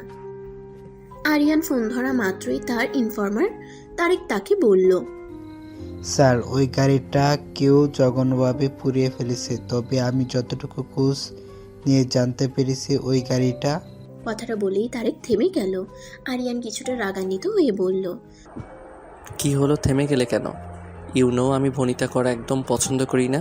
তারেক আমতা আমতা করে বলল, স্যার, ওই গাড়িটা আপনার বন্ধু রাফাত স্যারের। কথাটা শুনে আরিয়ানের যেন হুঁশ উড়ে গেল। আরিয়ান যেন নিজের কানকে বিশ্বাস করতে পারছে না। কি শুনলো সে? হোয়াট রাবিশ, কি যা তা বলছো তুমি এসব? তুমি কি ঠিকভাবে খোঁজ নিয়েছো নাকি খোঁজ না নিয়েই আমাকে ইনফরমেশন দিচ্ছ? না স্যার, আমি একদম ঠিক বলছি। আমি যখন গাড়িটা খোঁজ নিয়েছিলাম তখন গাড়িটা একদম ঠিক ছিল। গাড়িটা একটা গ্যারেজে রাখা ছিল। আমি ভেবেছিলাম আগামীকালকে আপনাকে সেই কাছে নিয়ে যাব, কিন্তু হঠাৎ খবর পাই গাড়িতে কেউ পেট্রোল ঢেলে আগুন লাগিয়ে দিয়েছে। ওকে, তুমি ওই গ্যারেজের মালিকের সাথে বা লেবারের সাথে কথা বলে দেখো কোনো তথ্য পাও কিনা। স্যার, মালিক এখানে থাকে না, যে এই গ্যারেজটা দেখাশোনা করতো হঠাৎ করে সে মিসিং। কেউ তার খবর দিতে পারছে না সে কোথায় গেছে। আরিয়ানের মাথা যেন গোল গোল করে ঘুরছে। আরিয়ান আর কোনো কথা না বলে ফোন কেটে দিল। আরিয়ানের মাথায় কিছুই ঢুকছে না। এসব কি হচ্ছে তার সাথে? রাফাতের গাড়িতে করে মাইশাকে কিডন্যাপ করতে চাইলো। রাফাত আবার ওর গাড়ির নাম্বারই আরিয়ানকে দিল। সেই গাড়িটা কেউ পুড়িয়ে ফেললো। যার কাছ থেকে ইনফরমেশন পাওয়ার একটু আশা ছিল সেই গ্যারেজের লোকটাও পর্যন্ত মিসিং। কোনো কিছুরই হিসাব যেন মিলাতেই পারছে না আরিয়ান। তবে এই নিয়ে সকালেই রাফাতের সঙ্গে তার কথা বলতে হবে, তাহলে কিছুটা হলেও এর জট খুলবে। তবে মাইশাকে সব সময় আরিয়ানের চোখে চোখে রাখতে হবে। মাইশার কিছু হয়ে গেলে আরিয়ান একদম শেষ হয়ে যাবে। পরদিন সকালে মাইশার ঘুম ভাঙতেই মাইশা কেমন যেন একটা মাথা ঝিমঝিম আর মাথায় ব্যথা অনুভব করলো। মাইশা আস্তে আস্তে উঠে বসলো। মাইশা তার কপালে হাত দিতেই দেখলো ওর কপালে ব্যান্ডেজ করা। মাইশা অনেকটা ঘাবড়ে গেল। মাইশার কিছুই মনে পড়ছে না, কেন তার কপালে ব্যান্ডেজ করা আর সে কখন কিভাবে তার রুমে এলো। তার যতটুকু মনে আছে সে তো পার্টিতে ছিল আর কোল্ড ড্রিঙ্কস খেয়েছিল। তারপরে তার একটু মাথা ঝিমঝিম করছিল। তারপর আর কিছু মনে নেই মাইশার। মাইশা অনেকক্ষণ যাবৎ মনে করার চেষ্টা করলো, কিন্তু কিছুই মনে করতে পারলো না। তখনই মাইশার রুমে আলিয়া আসলো। কিরে মাইশা, এখন কি অবস্থা তোর? ভালো। আচ্ছা আলিয়া, আমি এখানে কি করে এলাম? আর আমার কপালে ব্যান্ডেজ করা কেন? কি হয়েছিল আমার? মাইশার কথা শুনে অনেকটা অবাক হলো আলিয়া। তবে আলিয়া এটা বুঝতে পারছে মাইশার কিছুই মনে নেই। আলিয়া একে একে সবকিছু বলল মাইশাকে। সব শুনে মাইশা কিছুক্ষণের জন্য থম মেরে রইল। মাইশা বুঝতে পারছে না কেন কেউ তার ক্ষতি করতে চাইছে। কি শত্রুতা তার মাইশার সাথে? কেন সে তার পিছনে পড়ে আছে? আলিয়া মাইশাকে আলতো করে ধাক্কা দিয়ে বলল, কিরে মাইশা, কি ভাবছিস? যা ফ্রেশ হয়ে আয়, মা টেবিলে নাস্তা দিচ্ছে, তুই এলে একসাথে খাবো। আলিয়ার ডাকে ঘোর ভাঙে মাইশার। মাইশা ফ্রেশ হতে চলে যায়। কিছুক্ষণ পর মাইশা নাস্তার টেবিলে যায়। মাইশার মামি মাইশার দিকে নাস্তা এগিয়ে দিয়ে বলল, কিরে মাইশা, এখন ঠিক আছিস তো? কালকে যে খেলটা দেখালি তুই, তোদের ইয়াং জেনারেশনের এই একটাই দোষ, পার্টিতে গেলে ওইসব খেতে হয় তোদের। কথাগুলো শুনে মাইশা তার মামির দিকে অবাক হয়ে তাকিয়ে রইল। তার মামি কি বলছে কিছুই বুঝতে পারছে না মাইশা। কি এমন করলো মাইশা যে তার মামি তাকে এভাবে কথা শোনাচ্ছে? আলিয়া সঙ্গে সঙ্গে বলে উঠল, মা কি বলে যাচ্ছে, তখন থেকে খেতে দাও তো। তারপর ইশারা দিয়ে ওর মাকে থামতে বলল। মামি, তুমি এইভাবে আমার সাথে কথা বলছো কেন? কি করেছি আমি? বাদ দে তো মাইশা, মা মজা করছিল, মজাও বুঝিস না তুই। মাইশার মামি কোনো কথা না বলে কিছুটা রাগ দেখিয়ে ওখান থেকে চলে গেল। ওরা নাস্তা করতে শুরু করবে তখনই ওখানে আরিয়ান এলো। আরিয়ানকে দেখিয়ে আলিয়া বলে উঠল, কিরে ভাইয়া, তোর ঠোঁট ফুলে গেল কিভাবে? আর তোর গলায় ওগুলো কিসের দাগ? কথাটা শুনে আরিয়ান ভীষণ খেলো। আরিয়ান দ্রুত ঢক ঢক করে এক গ্লাস পানি খেয়ে আলিয়াকে জোরে একটা ধমক দিয়ে বলল, খাবারের সময় এত কথা বলিস কেন রে? চুপচাপ খেতে পারিস না? যা বাবা, আমি আবার কি করলাম? আমি তো শুধু একটা কথা জিজ্ঞেস করলাম। আর একটা কথাও না বলে চুপচাপ খেয়ে ওঠ। মাইশাও ভালো করে খেয়াল করে দেখলো আরিয়ানের ঠোঁটটা ফুলে আছে আর গলায় কিছু আঁচড়ের দাগ। দেখে মনে হচ্ছে কারো নখের আঁচড়। মাইশার আর বুঝতে বাকি নেই এইগুলো কিভাবে হলো। আর কত মিথ্যা বলবে তুমি? আমার উপর খবরদারি দেখিয়ে অন্য মেয়ের জীবনে জড়িয়েছো। ছেলেরা এমনই হয়, ওদের ভেতরে এক আর বাহিরে আরেক। কথাগুলো ভাবতে ভাবতেই মাইশার চোখে পানি এসে জমা হলো। সবার নজর এড়িয়ে মাইশা চোখের পানিটা মুছে নিল। আরিয়ান তাড়াহুড়ো করে কোনো রকমে নাস্তা করে চলে যাচ্ছিল। তখনই আরিয়ানের মা পিছন থেকে ডাক দিয়ে বলল, কিরে আরিয়ান, তুই তো কিছুই খেলি না, আর এত তাড়াহুড়ো করে কোথায় যাচ্ছিস? আমার একটু কাজ আছে মা। আরিয়ান চলে যেতে নিয়ে ঘুরে দাঁড়িয়ে মাইশাকে বলল, মাইশা, তুই সুস্থ না হওয়া পর্যন্ত তোর অফিসে যেতে হবে না। আমি অন্য কাউকে দিয়ে কাজগুলো করিয়ে নেব। আর হ্যাঁ, আমার পারমিশন ছাড়া তুই এক পাও বাহিরে কোথাও যাবি না।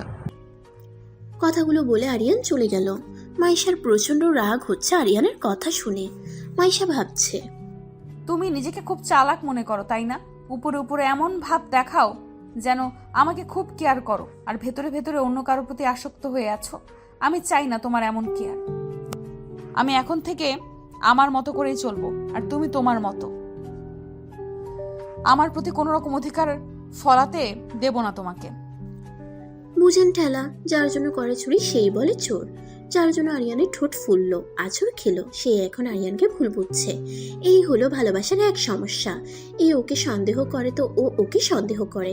যাই হোক, ওরা যা মন চাই করুক, আমরা গল্পে ফিরি। আরিয়ান রাফাতের বাসায় গেল, গিয়ে শুনল রাফাত বাসায় নেই।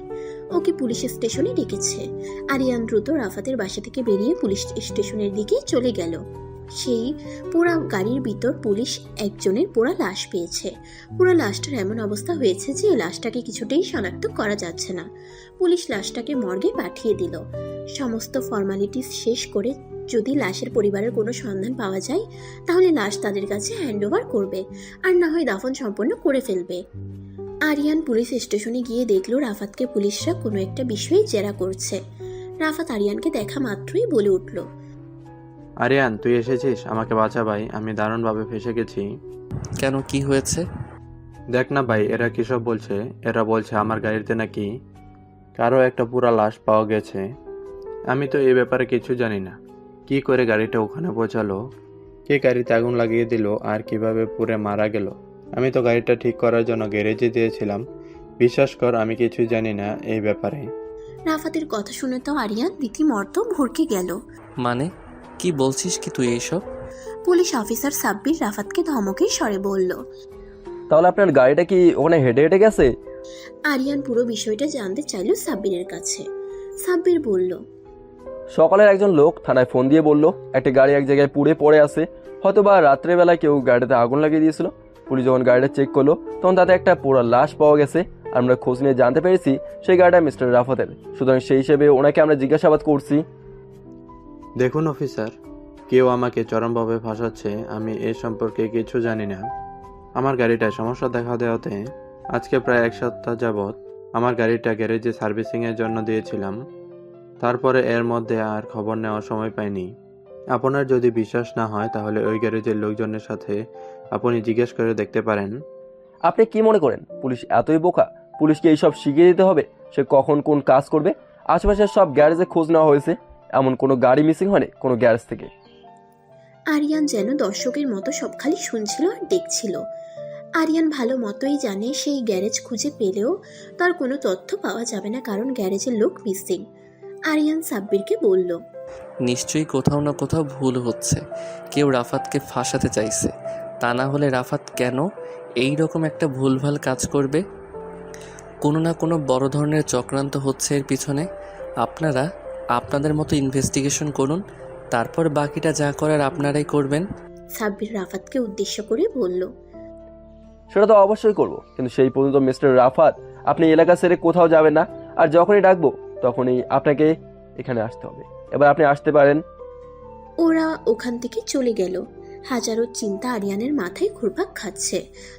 তবে আরিয়ান এটা বুঝতে পারছে এই সব কিছুই মাইশাকে ঘিরেই হচ্ছে। কেউ একজন খুব শক্তভাবে কলকাঠি নাড়ছে তাদের পেছনে। কিন্তু কেন? এর উত্তরটাই আরিয়ানকে খুঁজে বের করতে হবে। মাইশা উদাস মনে ছাদে দাঁড়িয়ে আছে। মাসি কেউ নেই। আলিয়া গেছে ওর এক বান্ধবীর বাসায়, ওর মামা আর মামি গেছে ডাক্তারের কাছে, আর আরিয়ান তো এখনো বাসায় ফেরেনি। একা একা ভালো লাগছিল না, তাই মাইশা ছাদের এক কোণে এসে দাঁড়িয়ে আছে। আরিয়ানের ঠোঁটের ফোলা আর গলায় আঁচড়ের দাগ খুব ভাবাচ্ছে মাইশাকে। মাইশার মনের মধ্যে যেন ঝড় চলছে। এমন এক ঝড় যা মাইশা ইচ্ছা করলেও থামাতে পারছে না। মুহূর্তেই মাইশার চোখ দুটো ঝাপসা হয়ে এলো। হঠাৎ মাইশার মনে হলো ওর পিছনে কেউ দাঁড়িয়ে আছে। মাইশা পিছনে ঘুরে দেখলো আরিয়ান। আরিয়ানকে দেখেই মাইশা ওখানে আর এক মুহূর্তও না দাঁড়িয়ে মুখ ঘুরিয়ে চলে যাচ্ছিল। তখনই আরিয়ান মাইশার হাত ধরে ওর হাতে জোরে একটা টান দিয়ে আরিয়ানের কাছে নিয়ে আসলো। মাইশা আরিয়ানের বুকের উপর এসে পড়লো। আরিয়ান দেখলো মাইশার কপালে কিছু চুল এলোমেলো হয়ে সামনে এসে পড়েছে। আরিয়ান মাইশার কপালে আসা এলোমেলো চুলগুলো সরিয়ে দিয়ে বলল, কিরে, এইভাবে মুখ ঘুরিয়ে কোথায় চলে যাচ্ছিস? মাইশার মোটেও ইচ্ছা করছিল না আরিয়ানের সাথে কথা বলতে। মাইশা আরিয়ানের কাছ থেকে নিজেকে ছাড়ানোর চেষ্টা করলো, কিন্তু পারল না। আরিয়ান আরো শক্ত করে মাইশাকে চেপে ধরলো। ছাড়ো আমাকে, ছাড়ো বলছি। না, ছাড়বো না।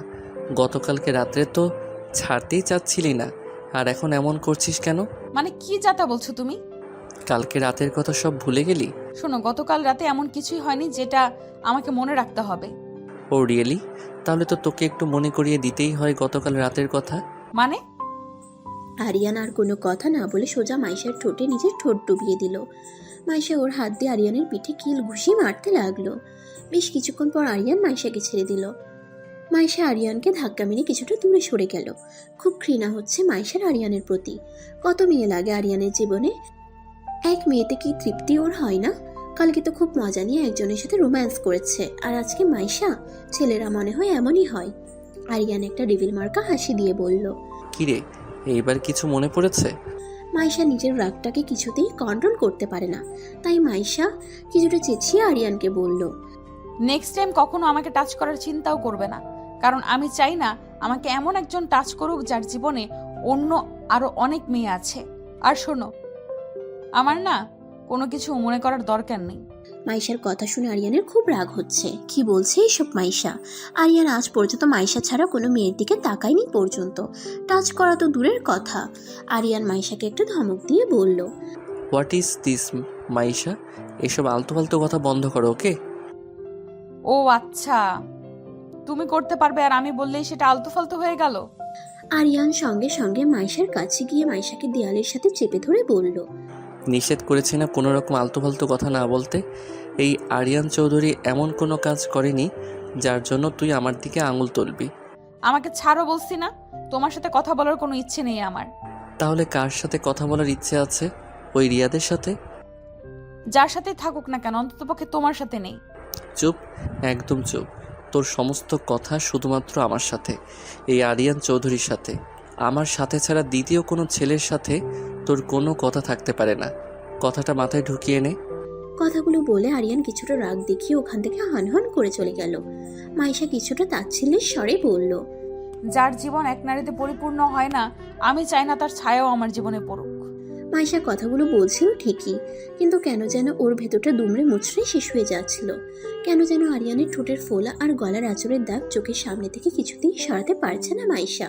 কিছুটা চোখের পানি গড়িয়ে পড়ল মাইশার। মাইশা চোখের পানিটা মুছে নিয়ে ছাদের রেলিং ধরে আকাশের দিকে তাকিয়ে ভাবছে। আকাশের রং আর মানুষের মন দুটোই এক, পরিবর্তন হতে সময় লাগে না। তখনই মাইশার অনুভব হলো আবার কেউ ওর পিছনে এসে দাঁড়িয়েছে। মাইশা একরাশ বিরক্তি নিয়ে বলে উঠল, প্লিজ তুমি এখান থেকে চলে যাও, তোমার সাথে কথা বলার কোনো রকম ইচ্ছে আমার নেই। হঠাৎ কেউ পিছন থেকে কিছু একটা দিয়ে মাইশার গলা পেঁচিয়ে ধরল। মাইশা নিজের গলায় হাত দিয়ে সেটাকে ছোটানোর অনেক চেষ্টা করলো, কিন্তু পারল না। মাইশার একদম কাশি উঠে গেল। মাইশার শরীরটা যেন নিস্তেজ হয়ে আসছে। মাইশা বুঝতে পারছে আরেকটু সময় এভাবে থাকলে তার প্রাণ পাখিটা উড়ে যাবে, তাই তাকে বাঁচার জন্য লড়াই করতে হবে। মাইশা তার নখ দিয়ে সজোরে লোকটার দুই হাতে খামচি বসিয়ে দিল। মাইশার নখের আঁচড় লাগাতে সঙ্গে সঙ্গে লোকটা মাইশাকে ছেড়ে দিল। মাইশা সুযোগ বুঝে লোকটাকে একটা ধাক্কা দিয়ে ওর হাতের কাছে থাকা একটা ইটের টুকরো লোকটার দিকে ছুঁড়ে মারলো। কোনো রকম দৌড়ে ছাদ থেকে বেরিয়ে ছাদের দরজা আটকাতে যাবে, তখনই লোকটা মাইশার হাত চেপে ধরলো। মাইশার ছাদের দরজা দিয়ে লোকটার হাত চেপে ধরলো। উপায় না পেয়ে লোকটা মাইশার হাত ছেড়ে দিল। মাইশা ছাদের দরজা ছিটকিনি লাগিয়ে দ্রুত নিচে নেমে গেল। নিচে যেতেই ভয়ে মাইশা জোরে একটা চিৎকার দিয়ে উঠল। তখনই কেউ মাইশাকে ধরে ফেললো। মাইশা তার বুকের উপরে হেলে পড়ল। ভয় পেয়ে মাইশা জ্ঞান হারিয়ে ফেলেছে। সে বারবার মাইশার গালে আলতো করে হাত দিয়ে মাইশাকে ডাকছে, কিন্তু মাইশা কোনো রেসপন্স করছে না। আর তখনই আরিয়ান চিৎকার দিয়ে ওর কাছে এসে ওর কলার ধরে বলে উঠল, how dare you bloody idiot! তুই মাইশাকে ধরার সাহস পাস কি করে? সে ছিল রিয়াদ। রিয়াদ মাইশাকে এইভাবে ধরে রেখেছে দেখে তো আরিয়ানের মাথায় পুরো আগুন চড়ে গেল। রিয়াদ ওকে কিছু বলতে চাইলো, কিন্তু আরিয়ান কোনো কিছু না শুনেই নিজেকে সংযত করে রাখতে না পেরে ওকে ঠাস করে একটা থাপ্পড় মারলো। মাইশাকে ওর কাছ থেকে নিজের কাছে এনে বলল, রাস্কেল, তোর এত বড় সাহস কি করে হয় মাইশার গায়ে হাত দিস? আর তুই এখানে কি করছিস? তোর কাজ অফিসে, আমার বাড়িতে নয়। প্লিজ স্যার, আমার কথাটা ঠিক একবার শুনুন। Shut up rascal, get out from here. Riyad অনেকবার রিকোয়েস্ট করলো তার কথা শোনার জন্য, কিন্তু আরিয়ান রিয়াদের কোনো কথা না শুনে রিয়াদের সাথে চরমভাবে খারাপ ব্যবহার করে যাচ্ছে। শেষে রিয়াদ বাধ্য হয়ে কিছুটা চেঁচিয়ে আরিয়ানকে বলল, দেখুন স্যার, কারো কাছ থেকে কোনো বিষয়ে না জেনে না বুঝে তার গায়ে হাত তোলা বা তার সাথে এরকম ব্যবহার করা উচিত নয়। এই তোর মতো সামান্য একটা ম্যানেজারের কাছ থেকে আমাকে ব্যবহার শিখতে হবে? তুই একে তো আমার পারমিশন ছাড়া এই বাড়িতে ঢুকেছিস, দ্বিতীয়ত তুই মাইশার গায়ে হাত দিয়েছিস। তোকে তো আমি মাত্র একটা থাপ্পড় মেরেছি। এখানে যদি আর 1 সেকেন্ডও দাঁড়াস তাহলে তোর সাথে যে আমি কি করব তা আমি নিজেও জানি না। দেখুন স্যার, মাইশা ম্যাডামের গায়ে আমি ইচ্ছা করে হাত দিইনি। আমি বাড়িতে ঢোকার পরেই হঠাৎ মাইশা ম্যাডামের চিৎকারের আওয়াজ শুনতে পাই। আমি সিঁড়ি দিয়ে উপরে ওঠার পরে উনি আমার কোলে ঢলে পড়েন। রিয়াদের কথায় এতক্ষণে আরিয়ানের হুঁশ ফিরল। বাসায় তো কেউ ছিল না। আরিয়ান অফিসে যাওয়ার জন্যই বেরিয়েছিল। ভুলবশত গাড়ির চাবিটা বাসায় রেখে গিয়েছিল বিধায় আবার বাসায় ফিরে এসেছিল চাবি নিতে। রিয়াদের কথা মোতাবেক মাইশা যদি উপরে থাকে আর ও তো সেন্সলেসও হয়ে গেছে, তাহলে দরজা খুলল কে? আরিয়ান মাইশার দিকে তাকিয়ে দেখলো মাইশার এখনো কোনো রেসপন্স নেই। আরিয়ান মাইশাকে কোলে তুলে নিয়ে ওর রুমে নিয়ে গিয়ে শুয়ে দিল। আরিয়ান নিজেকে কিছুটা সংযত করে রিয়াদকে বলল, তুমি এই বাড়িতে কেন এসেছো? আর মাইশা দরজা না খুললে তুমি কি করে ভেতরে ঢুকলে? স্যার, আমি তখন থেকে আপনাকে সেটাই বলার চেষ্টা করছিলাম, কিন্তু আপনি তো আমার কোনো কথাই শুনতে ছিলেন না। এত কথা রেখে আমি যা জিজ্ঞেস করছি তার উত্তর দাও। স্যার, খুব ইম্পর্ট্যান্ট একটা ফাইল আপনাকে দিয়ে সাইন করানো দরকার ছিল। আপনার সাইন ছাড়া ফাইলটা আমি রেডি করতে পারছিলাম না। আপনি অফিসে আসেননি বিধায় আপনাকে আমি কয়েকবার কল দিয়েছিলাম, কিন্তু আপনি তো কল রিসিভ করেননি। তাই বাধ্য হয়ে আপনার বাসায় আমাকে আসতে হয়েছিল। কিন্তু বাসায় আসার সঙ্গে সঙ্গে দেখলাম আপনাদের বাসার দরজাটা খোলা। ভিতরে ঢুকতেই হঠাৎ মাইশা ম্যাডামের চিৎকারের আওয়াজ পাই। আমি উপরে যেতেই উনি সেন্সলেস হয়ে আমার উপর ঢলে পড়েন, আর তখনই আপনি চলে আসেন। আরিয়ান বিড়বিড় করে বলল, ও শিট ড্যামিট, এত বড় একটা ভুল আমি কি করে করলাম? রাগের মাথায় বাসার দরজা ঠিকমতো না লাগিয়েই আমি চলে গিয়েছিলাম। সেই সুযোগে কেউ বাসায় ঢুকে মাইশার উপরে আক্রমণ করেছে। আরিয়ান রিয়াদের হাত থেকে ফাইলটা নিয়ে সাইন করে দিয়ে রিয়াদকে চলে যেতে বলল। রিয়াদ চলে যেতে গিয়ে আবার ঘুরে দাঁড়িয়ে আরিয়ানকে বলল, স্যার, একটা কথা বলি। আমি জানি না যে এমন কি হয়েছিল যার কারণে মাইশা ম্যাডাম হঠাৎ এমন চিৎকার দিয়ে উঠেছিল, আর কেউ কি বাড়ির ভিতরে ঢুকেছিল কিনা সেটাও জানি না। যদি কেউ ঢুকেই থাকে তাহলে সে দারোয়ানের চোখ এড়িয়ে কিভাবে ঢুকলো? যদি স্যার সম্ভব হয় একটু খোঁজ নেবেন। হয়তো এমন কেউ আপনার আশেপাশে আছে যে আপনাদের ক্ষতি করতে চায়, তাই একটু সাবধানে থাকবেন স্যার। কথাগুলো বলে রিয়াদ ওখান থেকে চলে গেল। রিয়াদের কথাগুলো খুব ভাবাচ্ছে আরিয়ানকে। রিয়াদ তো ঠিকই বলেছে, দারোয়ানের চোখ ফাঁকি দিয়ে কেউ ঢুকলো কি করে বাড়ির ভিতরে? রাগের মাথায় আরিয়ানের এই কথাটা একদমই মাথায় আসেনি। দারোয়ানকে জিজ্ঞেস করলে কিছু হয়তো বা আরিয়ান জানতে পারবে, কিন্তু মাইশাকে একা রেখে সে যেতে পারছে না। তবে আরিয়ান এইটুকু বুঝতে পারছে মাইশা কোনো জায়গায় সেফ নয়। মাইশাকে এতটুকু সময়ের জন্যও একা রাখা যাবে না। বাড়ির লোকদের উপর খুব রাগ হচ্ছে আরিয়ানের। সবাই গেছে তো গেছে, ফেরার আর কোনো নাম নেই। আজকে আসুক সবাই, তারপর ওদের সাথে বোঝাপড়া আছে আরিয়ানের। ঠিক কী হয়েছিল মাইশার সাথে, মাইশার জ্ঞান না ফেরা পর্যন্ত কিছুই বুঝতে পারছে না আরিয়ান। পুলিশ অফিসার সাব্বির সেই পোড়া লাশটার ইনভেস্টিগেশন করতে করতে জানতে পারে থানায় 2 দিন আগে একটা গ্যারেজ থেকে একজন লোক মিসিং হয়ে যাওয়ার জিডি করা হয়েছিল তার পরিবার থেকে। তার পরিবার থেকে একজনকে লাশ শনাক্ত করার জন্য মর্গে নিয়ে যাওয়া হয়। কিছুক্ষণ পরেই মাইশার জ্ঞান ফিরে। মাইশা হঠাৎ চিৎকার দিয়ে ওঠে। আরিয়ান মাইশাকে জড়িয়ে ধরে। মাইশা, রিল্যাক্স, আমি আছি, কিছু হবে না তোর। আরিয়ান মাইশাকে শান্ত করার অনেক চেষ্টা করে, কিন্তু মাইশা ভয় পেয়ে এতটা পরিমাণ ঘাবড়ে আছে যে আরিয়ান কিছুতেই মাইশাকে শান্ত করতে পারছিল না। মাইশা শুধু বারবার একটা কথাই বলছে, ও আমাকে মেরে ফেলবে, আমাকে বাঁচাও। তোর কিছু হবে না মাইশা, আমি আছি তো, দেখ। মাইশা আরিয়ানের দিকে তাকালো। আরিয়ান ওর দিকে তাকিয়ে বুঝতে পারলো মাইশা ভয়েতে কুকড়ে আছে। আরিয়ান মাইশাকে অনেক চেষ্টা করে কিছুটা শান্ত করে মাইশাকে জিজ্ঞেস করলো, মাইশা আমাকে বলতো ঠিক কি হয়েছিল। মাইশা আরিয়ানকে সবটা খুলে বলল। আরিয়ান মাইশার গলার দিকে তাকিয়ে দেখলো মাইশার গলায় একদম দাগ পড়ে গেছে। আরিয়ানের বুকের ভেতরটা ছ্যাদ করে উঠলো। মানুষ কতটা নৃশংস হলে এভাবে কারো গলা পেঁচিয়ে ধরতে পারে। আরিয়ান বুঝতে পারছিল মাইশার গলায় ওই লোকটা শক্ত দড়ি জাতীয় কিছু দিয়ে খুব জোরে চেপে ধরেছিল। মাইশা এখনো ভয় কেঁদেই যাচ্ছে।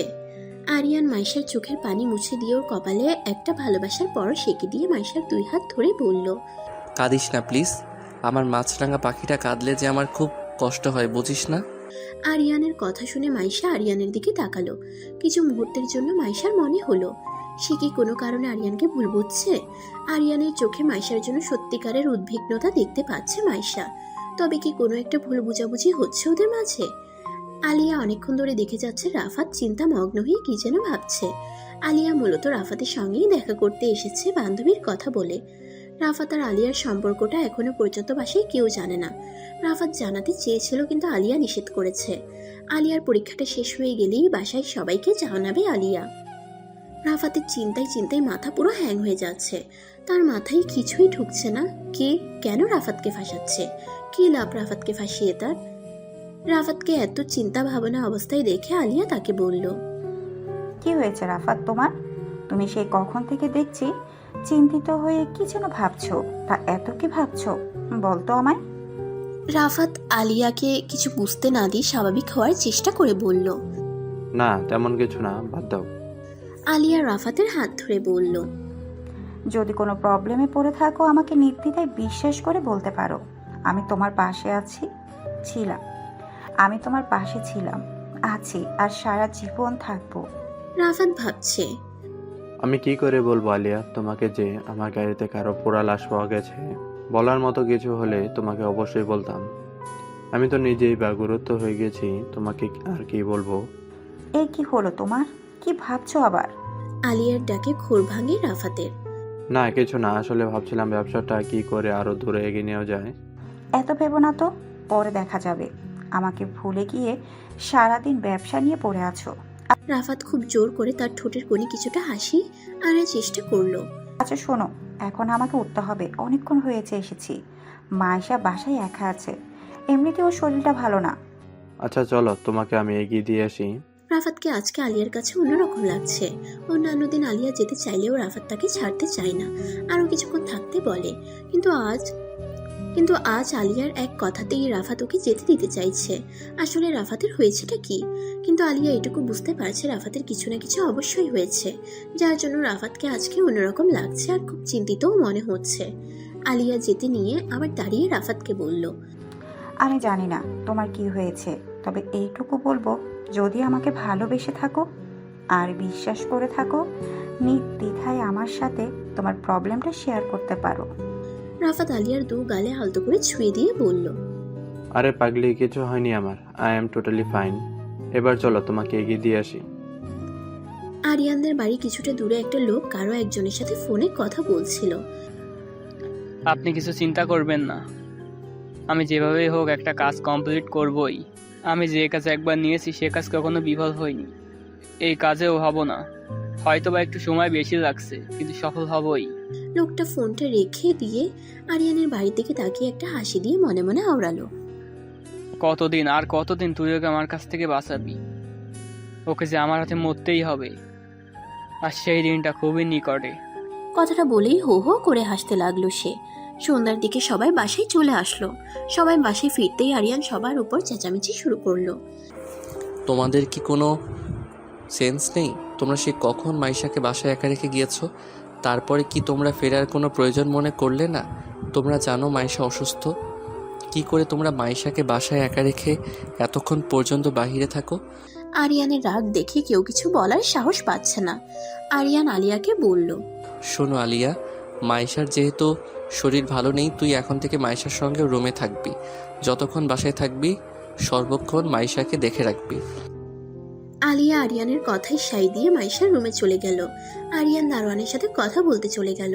মর্গ থেকে ফিরে একজন কনস্টেবল সাব্বিরকে বলল, স্যার, ওনারা লাশটা আইডেন্টিফাই করতে পেরেছে। লাশটা ছেলেটার বাবার। ছেলেটা আপনার সাথে কথা বলতে চাচ্ছে।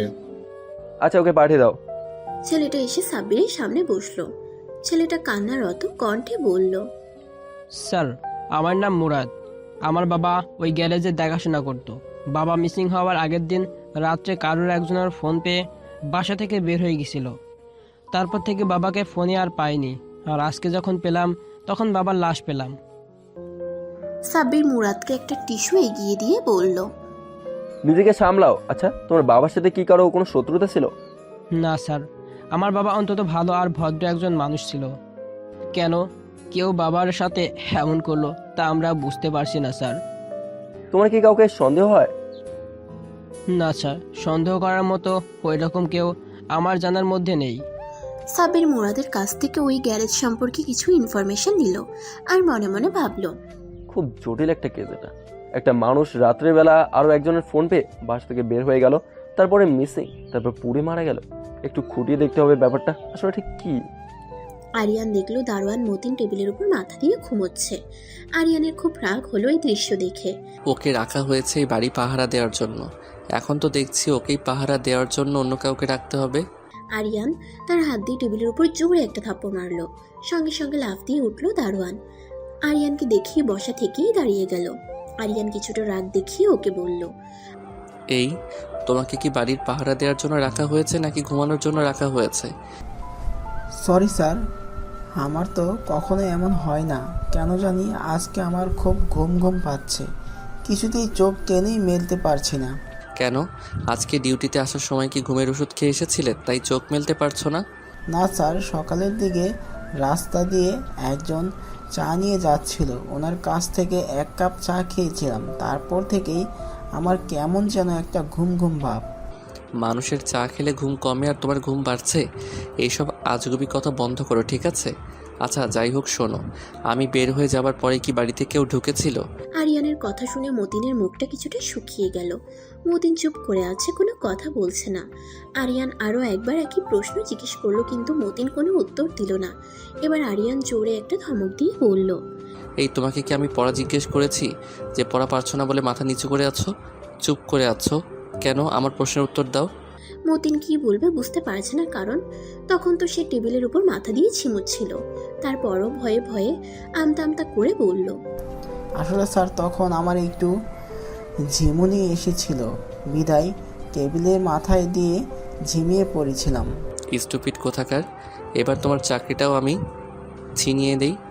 মতিন আরিয়ানের হাত পায়ে ধরে বলতে লাগলো, না স্যার, প্লিজ স্যার, এই কাজটা করবেন না স্যার, তাহলে আমার বউ ছেলে মেয়ে না খেতে পেয়ে মারা যাবে স্যার, আর কখনো এমন হবে না স্যার। হঠাৎ করে আরিয়ানের চোখ গেল গেটের দিকে। আরিয়ান দেখলো গেটটা কোনো রকমের লাগানো, গেটে কোনো তালা নেই। সঙ্গে সঙ্গে আরিয়ান মতিনকে একটা ধমক দিয়ে বলল, কোনো একটা কাজ তোমাকে দিয়ে ঠিক মতো হয় না, গেটে তালা মারোনি কেন? এই মুহূর্তে গেটে তালা মারো। আরিয়ানের কথা শুনে রীতিমতো ঘাবড়ে গেল মতিন। আসলে তালা যে কোথায় সে নিজেও জানে না। মতিন একটু ঢোক গিলে ঠোঁটটা একটু ভিজিয়ে কাঁপা কাঁপা গলায় বলল, স্যার আসলে আমি যখন চা খাবার জন্য গেট খুলেছিলাম, তারপর থেকে আমি আর গেটের তালা খুঁজে পাচ্ছি না। দারোয়ানের কথা শুনে প্রচন্ড রাগ হচ্ছে আরিয়ানের। আরিয়ান জোরে একটা ঝাড়ি মেরে দারোয়ানকে বলল, তুমি আসলে একটা ছাগল। এই তোমার ডিউটির নমুনা, গেটের তালা কোথায় আছে তা পর্যন্ত তুমি জানো না। কাল থেকে তোমার আর ডিউটি করতে হবে না, আমি নতুন দারোয়ান রেখে দিচ্ছি। মতিন আরিয়ানের হাতে পায়ে ধরে কান্নাকাটি শুরু করে দিল। শেষে আরিয়ান তাকে লাস্ট ওয়ার্নিং দিয়ে এবং নতুন তালা কেনার জন্য টাকা দিয়ে ওখান থেকে চলে গেল। আরিয়ান চলে যেতেই মতিন নিজেই নিজে 2 গালে 2 থাপ্পড় মেরে বলতে লাগলো, তুই আসলে একটা ভেড়া, তুই আসলে একটা ছাগল। কেউ তোকে চা খাইয়ে গাদা বানিয়ে ভিতরে ঢুকে গেল, আর তুই দারোয়ান হয়ে কিছুই বুঝতেই পারলি না। না না, এখন থেকে ঠিক মতো ডিউটি করতে হবে, তা না হলে কপালে খুব দুঃখ আছে আমার। দেখতে দেখতে প্রায় 2 দিন কেটে গেল। মাইশা এখন অনেকটা সুস্থ আর স্বাভাবিক। তাই মাইশা আজ থেকে আবার অফিসে জয়েন করবে। মাইশা অফিসে ঢুকতেই দেখলো সবাই কেমন ভাবে জানি তাকাচ্ছে মাইশার দিকে। মাইশা এই সবে কোনো গুরুত্ব না দিয়ে নিজের কেবিনে ঢুকতে যাবে, তখনই শুনতে পেল কেউ ওকে নিয়ে কিছু কানাঘুষা করছিল। সেই দিনের পার্টির বিষয় নিয়ে সবাই মাইশাকেই দোষারোপ করছে। মাইশা কোনো কথা কানে না নিয়ে নিজের কাজে মন দিল। মাইশা নিজের কেবিনে কাজ করছিল, তখনই পিয়ন এসে বলল, ম্যাডাম স্যার আপনাকে ডাকছেন। মাইশার এমনিতেই মন মানসিকতা ভালো নেই, তার উপরে আরিয়ান ডাকছে শুনে তার আরো বিরক্ত লাগলো। অবশ্যই আরিয়ান তার সাথে আবার কোনো না কোনো ফাজলামি শুরু করবে, তার জন্যই তাকে ডাকছে। আরিয়ানের তো একটাই কাজ, সারাক্ষণ ওর পিছনে লেগে থাকা। কিছুটা বিরক্তি নিয়ে আরিয়ানের রুমে গেল মাইশা। আরিয়ানের রুমের সামনে গিয়ে মাইশা দরজায় নক করলো। Yes coming. এই ফাইলগুলো কমপ্লিট করে আমাকে 1 ঘন্টার ভিতরে সাবমিট করবেন। আরিয়ান কিছু ফাইল মাইশার সামনে দিয়ে বলল। মাইশার ইচ্ছা করছিল আরিয়ানের চুলগুলো টেনে ছিঁড়ে ফেলতে। এই এতগুলো ফাইল 1 ঘন্টার মধ্যে সাবমিট? কি হলো, দাঁড়িয়ে আছেন কেন? ফাইলগুলো নিন আর দ্রুত কমপ্লিট করে আমাকে সাবমিট করুন। কেন রে, আমাকে দিয়ে তোর কাজগুলো না করিয়ে যে তোকে কিস করে, তোর ঠোঁট ফুলিয়ে দিয়েছিল, তাকে দিয়ে কর না। কত হাজার রূপ যে তোর তা তুই নিজেও জানিস না শালা। আইলার বাচ্চা বাসায় গেলে কত ভালোবাসা দেখায়, আর অফিসে মনে হয় যেন ওর সাথে আমার কত জন্মের শত্রুতা। ডাইনোসর কোথাকার। মাইশা ফাইলগুলো নিয়ে ওর কেবিনের দিকে চলে গেল। মাইশা আরিয়ানের কেবিন থেকে চলে যেতেই আরিয়ান একটা হাসি দিয়ে বলল, তোকে আমি আর অন্য কিছু নিয়ে ভাবতে দেব না, সারাক্ষণ শুধু আমাকে নিয়েই ভাববি তুই। হঠাৎ আরিয়ানের ফোনে একটা কল আসলো। আরিয়ান ফোন রিসিভ করে বলল, কাগজগুলো তৈরি হয়ে গেছে। ওপাশ থেকে কিছু বলার প্রেক্ষিতে আরিয়ান বলল, গুড, ভেরি গুড। যত দ্রুত সম্ভব কাজগুলো আমার কাছে নিয়ে এসো।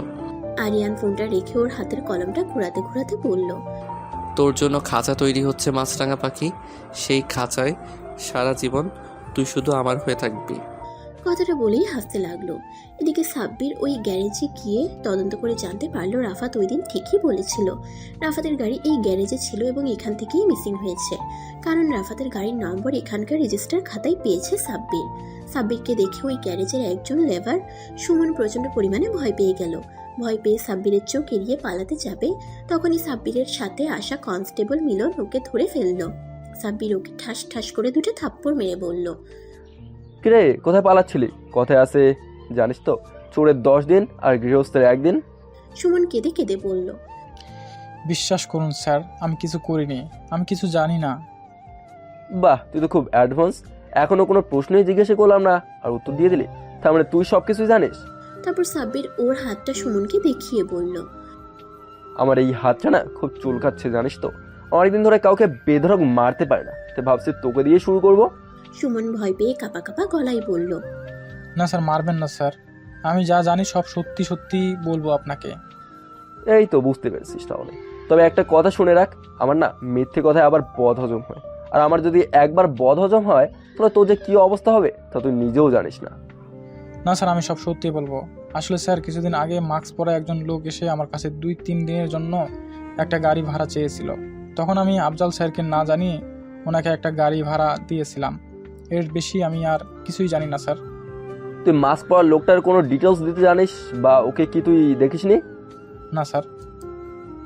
না, এবার দেখছি আমার হাতটাকে কাজে লাগাতে হবে। আমার হাতটা এখন আরো বেশি চুলকাচ্ছে। এই বলে সাব্বির সুমনকে ঠাস ঠাস করে আরো কয়েকটা থাপ্পড় লাগিয়ে দিল। থাপ্পড় খেয়ে সুমন সাব্বিরের হাতে পায়ে ধরে বলতে লাগলো, বিশ্বাস করুন স্যার, আমি যা বলছি এর মধ্যে এক বিন্দুও মিথ্যা নেই। আপনি আমাকে 1000 মারলেও আর একটা কথাও আমি আপনাকে বলতে পারবো না, কারণ এর বেশি আমি কিছুই জানি না। তাহলে আমাদেরকে দেখে পালাচ্ছিলি কেন? ভয়ে স্যার, কারণ আমি যখন মুরাদ ভাইয়ের কাছে শুনেছিলাম যে গাড়িটা মিসিং হয়েছে, সেই গাড়িতেই আফজাল স্যারের লাশ পাওয়া গেছে, তখন খুব ভয় পেয়েছিলাম। সুমনের কথা শুনে অনেকটাই অবাক হলো সাব্বির। এই গ্যারেজ থেকে যে গাড়ি মিসিং হয়েছে সেটা যদি মুরাদ জানে, তাহলে কেন সাব্বিরকে সে ওই দিন এই কথাটা বলল না? সাব্বির মনে মনে বলল, দাল মে কুছ কালা হে। এই মুরাদকে তো খুব ভালোভাবে দেখতে হচ্ছে। 1 ঘন্টা পর সমস্ত ফাইল রেডি করে মাইশা আরিয়ানের কেবিনে গেল। স্যার, সবগুলো ফাইল রেডি হয়ে গেছে। গুড, এখানে রাখুন। শুনুন, আমি এক জায়গায় যাব, আপনাকে আমার সঙ্গে যেতে হবে। কথাটা শুনে মাইশা চোখ মুখ খিচে আরিয়ানের দিকে তাকালো। ইঁদুর, বান্দর, কুত্তা, বিলাই আবারও আমাকে নিয়ে গাড়ির মধ্যে বসিয়ে রাখবে, তাই না? যাব না আজকে আমি তোর সাথে, তুই একাই যা।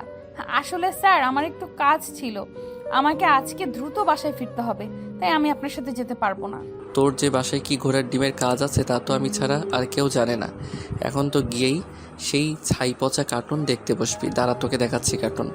এত বড় সাহস আপনার, আপনি আমার মুখের উপর না করেন। আমি কিন্তু বেশি কথা বলা একদমই পছন্দ করি না। আমি আপনার বস, আপনি আমার পিএ, সুতরাং আমি যেখানে বলবো আপনাকে ঠিকই সেখানেই যেতে হবে। কিন্তু আরিয়ানুকে একটা ধমক দিয়ে বলল, আমি যা বলেছি তাই করুন, ওকে? ডাইনোসরের বাচ্চা, দেখিস তোর কোনোদিনও ভালো হবে না। মাইশা একটা ভেঙচি মেরে ওখান থেকে চলে গেল। কিছুক্ষণ পর মাইশা আর আরিয়ান অফিস থেকে বেরিয়ে গেল। ওরা অফিস থেকে বেরিয়ে যেতেই অফিসের কিছু লোক নিজেদের মধ্যে বলাবলি করতে লাগলো, এই মাইশার যে কতগুলো ছেলে লাগে তা ও নিজেও জানে না, আর আমাদের বয়স হয়েছে আরেক। মাইশা ছাড়া কি অন্য কোনো পিয়ে সে পেল না, মাইশাইকে ডাকতে হলো। তখনই নীরা বলে উঠল, আমি কি মাইশার থেকে কোনো দিক থেকে কম? কিন্তু স্যারের তো আমাকে চোখেই পড়ে না। সে তো সবসময় মাইশাকে নিয়েই ব্যস্ত করে থাকে। আমার দিকে যদি একটু নজর দিত আমার জীবনটা ধন্য হয়ে যেত। সীমা কথাগুলো শুনে হাসতে হাসতে নীরাকে বলল, নীরা, তুমি না একটা কাজ করো, জেগে জেগে স্বপ্ন দেখো, কারণ স্যার কখনো তোমার দিকে তাকাবেও না, আর তোমার জীবনটাও ধন্য হবে না। তার থেকে বরং জেগে জেগে স্বপ্ন দেখো, একটু যদি স্বপ্নে তোমার জীবনটা ধন্য হতে পারে। নিজের বন্ধুর হয়ে সাফাই গাইছো? অবশ্য নিজের যোগ্যতা ছাড়া অন্যজনের সুপারিশে চাকরি হলে যা হয় আর কি। ওই রকম একজন বন্ধু পেতেও না যোগ্যতা লাগে, যা তোমার নেই। আর একটা কথা ভুলে যেও না, এই অফিসে আমি তোমার উপরে লেভেলে আছি, সুতরাং ভদ্রভাবে সম্মান দিয়ে কথা বলবে, ওকে? কথাগুলো বলে সীমা ওখান থেকে চলে গেল। সীমা চলে যেতেই নীরা নিচে নিচে বলে উঠল, ইস, একবার যদি স্যার আমার দিকে তাকাতো, আমি না তোর থেকে অনেক উপরে চলে যেতাম। তখন আমিও বলতাম, ভদ্রভাবে কথা বলো, আমি তোমার থেকে অনেক অনেক উপরে লেভেলে আছি। আরিয়ান থানার সামনে এসে গাড়ি দাঁড় করালো। আরিয়ানকে থানায় আসতে দেখে মাইশা বলল, এ কি স্যার, আপনি থানায় আসলেন কেন? ভিতরে চলো, গেলেই বুঝতে পারবি। মাইশা আর আরিয়ান থানার ভেতরে চলে গেল। গিয়ে দেখলো ওখানে রাফাতও আছে। রাফাতকে ওখানে দেখে মাইশা অবাক হলো। মাইশা রাফাতকে জিজ্ঞেস করলো, এ কি রিফাত ভাই, আপনি এখানে? মাইশাকে দেখে রাফাত অনেক নার্ভাস হয়ে গেল। রাফাত ভাবছে, এ কি মাইশা এখানে কেন? মাইশা যদি কিছু জানতে পারে তাহলে তো কথাটা আলিয়ার কাছে চলে যাবে, আর আলিয়া জানতে পারলে আমাকে অনেক ভুল বুঝবে। কি হবে এখন? রাফাত নিজেকে কিছুটা স্বাভাবিক করে বলল, না মাইশা, একটু কাজ ছিল তো তাই আসলাম, এ আর কি। মাইশাকে দেখে সাব্বিরের কেন যেন খুব চেনা চেনা লাগলো, কিন্তু কিছুতেই মনে করতে পারছিল না সাব্বির। আরিয়ান সাব্বিরকে মাইশার সঙ্গে ঘটে যাওয়া এতদিনের সমস্ত ঘটনা বলল। সব শুনে সাব্বির বলল, আপনার কাছ থেকে সব শুনে আমি এতটুকু বুঝলাম, এই গাড়িটা মিসিং হওয়া, ওই লোকটা বেশি হওয়া, গাড়িটা পুড়ে যাওয়া, গাড়িতে পোড়া লাশ পাওয়া, আর মাইশের সঙ্গে ঘটে যাওয়ার সমস্ত ঘটনা আমার মনে হচ্ছে কোনো না কোনো দিক থেকে একই সুতোয় গাঁথা। সাব্বিরের মুখে কথাটা শুনে ওরা একে অপরের দিকে তাকাচ্ছে। মাইশা গাড়ি পোড়া আর পোড়া লাশের কথা শুনে কিছুটা ভরকে গেল। সঙ্গে সঙ্গে বলে উঠল, পোড়া গাড়ি, পোড়া লাশ মানে? আর এর সাথে আমার কি সম্পর্ক? সম্পর্ক অবশ্যই আছে, সেটা তো তদন্ত সাপেক্ষে বোঝা যাবে। তবে আমার সিক্স সেন্স আমাকে যতটা বললো আমি আপনাদেরকে তাই বললাম। আচ্ছা, আমাকে আপনি একটা কথা বলুন তো, আপনাকে মনে হয় আমি কোথাও দেখেছি, কিন্তু ঠিক মনে করতে পারছি না। সাব্বিরের মুখে কথাটা শুনে আরিয়ান অবাক হলো। আপনার মনে হয় কোথাও ভুল হচ্ছে স্যার। মাইশাকে আপনি কোথায় দেখবেন? না না, এতটা ভুল হবার কথা না।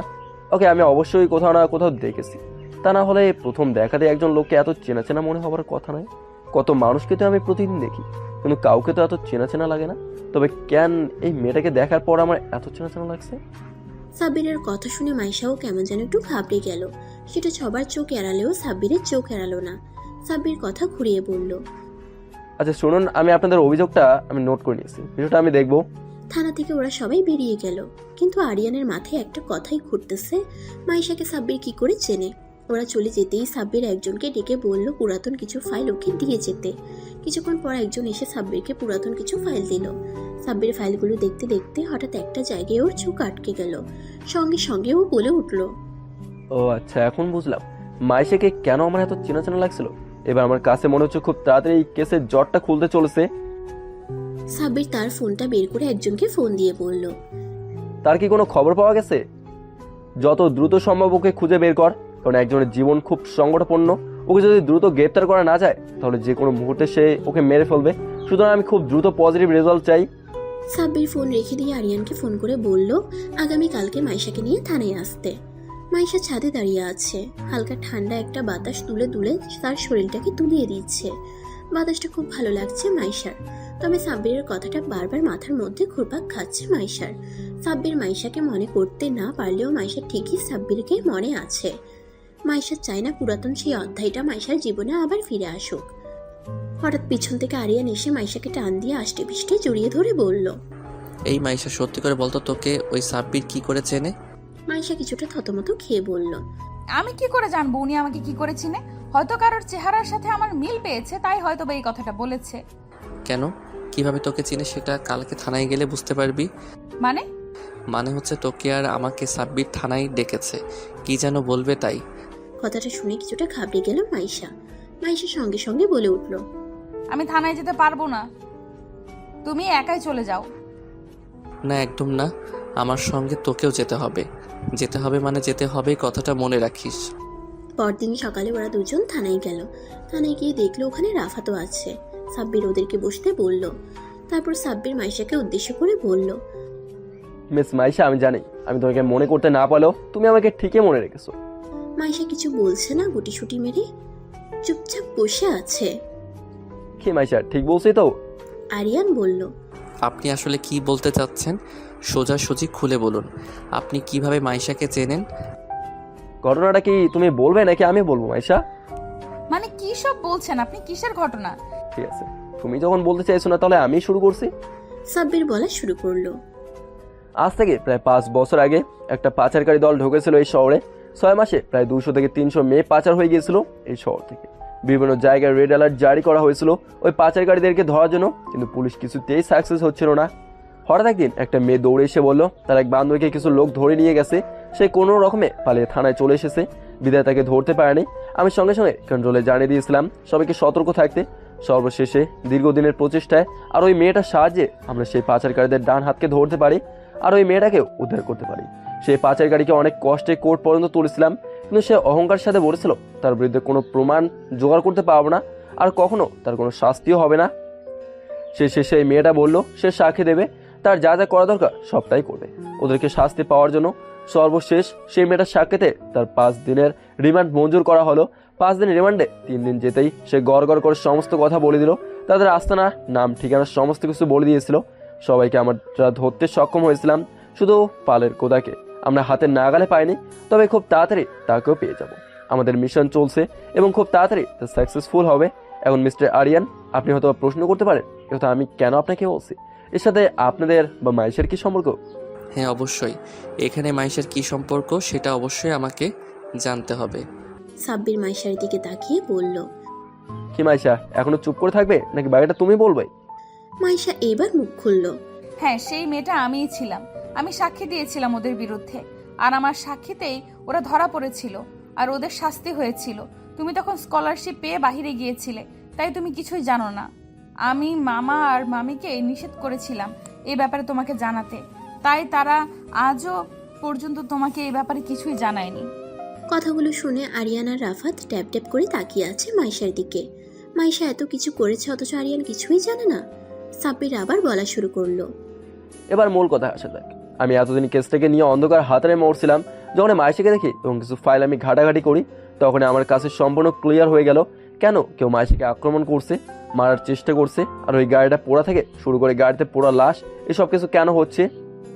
এর কারণ হচ্ছে মাইশা, কারণ মাইশার সাক্ষীতে ওদের শাস্তি হয়েছে। পাচারকারীর দরের প্রধান ব্যবসা নষ্ট হয়ে গেছে, তাই সে একজনকে হায়ার করেছে মাইশাকে মেরে ফেলার জন্য, বলতে পারেন রিভেঞ্জ। রাফাত সাব্বিরকে জিজ্ঞেস করলো, কারণ আপনি আরিয়ানের বন্ধু, ও চেয়েছিল মাইশাকে সহ ওর সাথে জড়িত প্রত্যেকটা লোককে কঠিনভাবে প্যাচে ফেলতে, এমনভাবে ফাঁসাতে যাতে করে ওরাও জেলে যায়। কিন্তু আমার আফজালের জন্য আফসোস হচ্ছে, মাঝখান থেকে ওর জীবনটা গেল। তবে আপনি চিন্তা করবেন না, খুব দ্রুত আমরা তাকে ধরে ফেলবো। আমাদের মিশন চলছে। তো মাইশা, তোমাকে সব দিক থেকে সতর্ক থাকতে হবে সব সময়। তোমার লাইফ অনেক রিস্কে আছে। কিছুদিন পর পুলিশের অনেক প্রচেষ্টায় শেষ পর্যন্ত পাচারকারী দলের প্রধানকে পেয়েছিল পুলিশ, কিন্তু দুর্ভাগ্যবশত পুলিশের চোখ ফাঁকি দিয়ে পালিয়ে গেছে। সঙ্গে সঙ্গে সাব্বির মাইশা আর আরিয়ানকে সতর্ক করে দিল যেন তারা সতর্ক থাকে, কারণ সে আবার তার তাণ্ডব শুরু করবে মাইশা আর তার কাছের মানুষগুলোর উপর। কি হতে চলেছে জানতে হলে সিজন 2 এর জন্য অপেক্ষা করুন। ভালো থাকবেন সবাই। আল্লাহ হাফেজ। সমাপ্ত।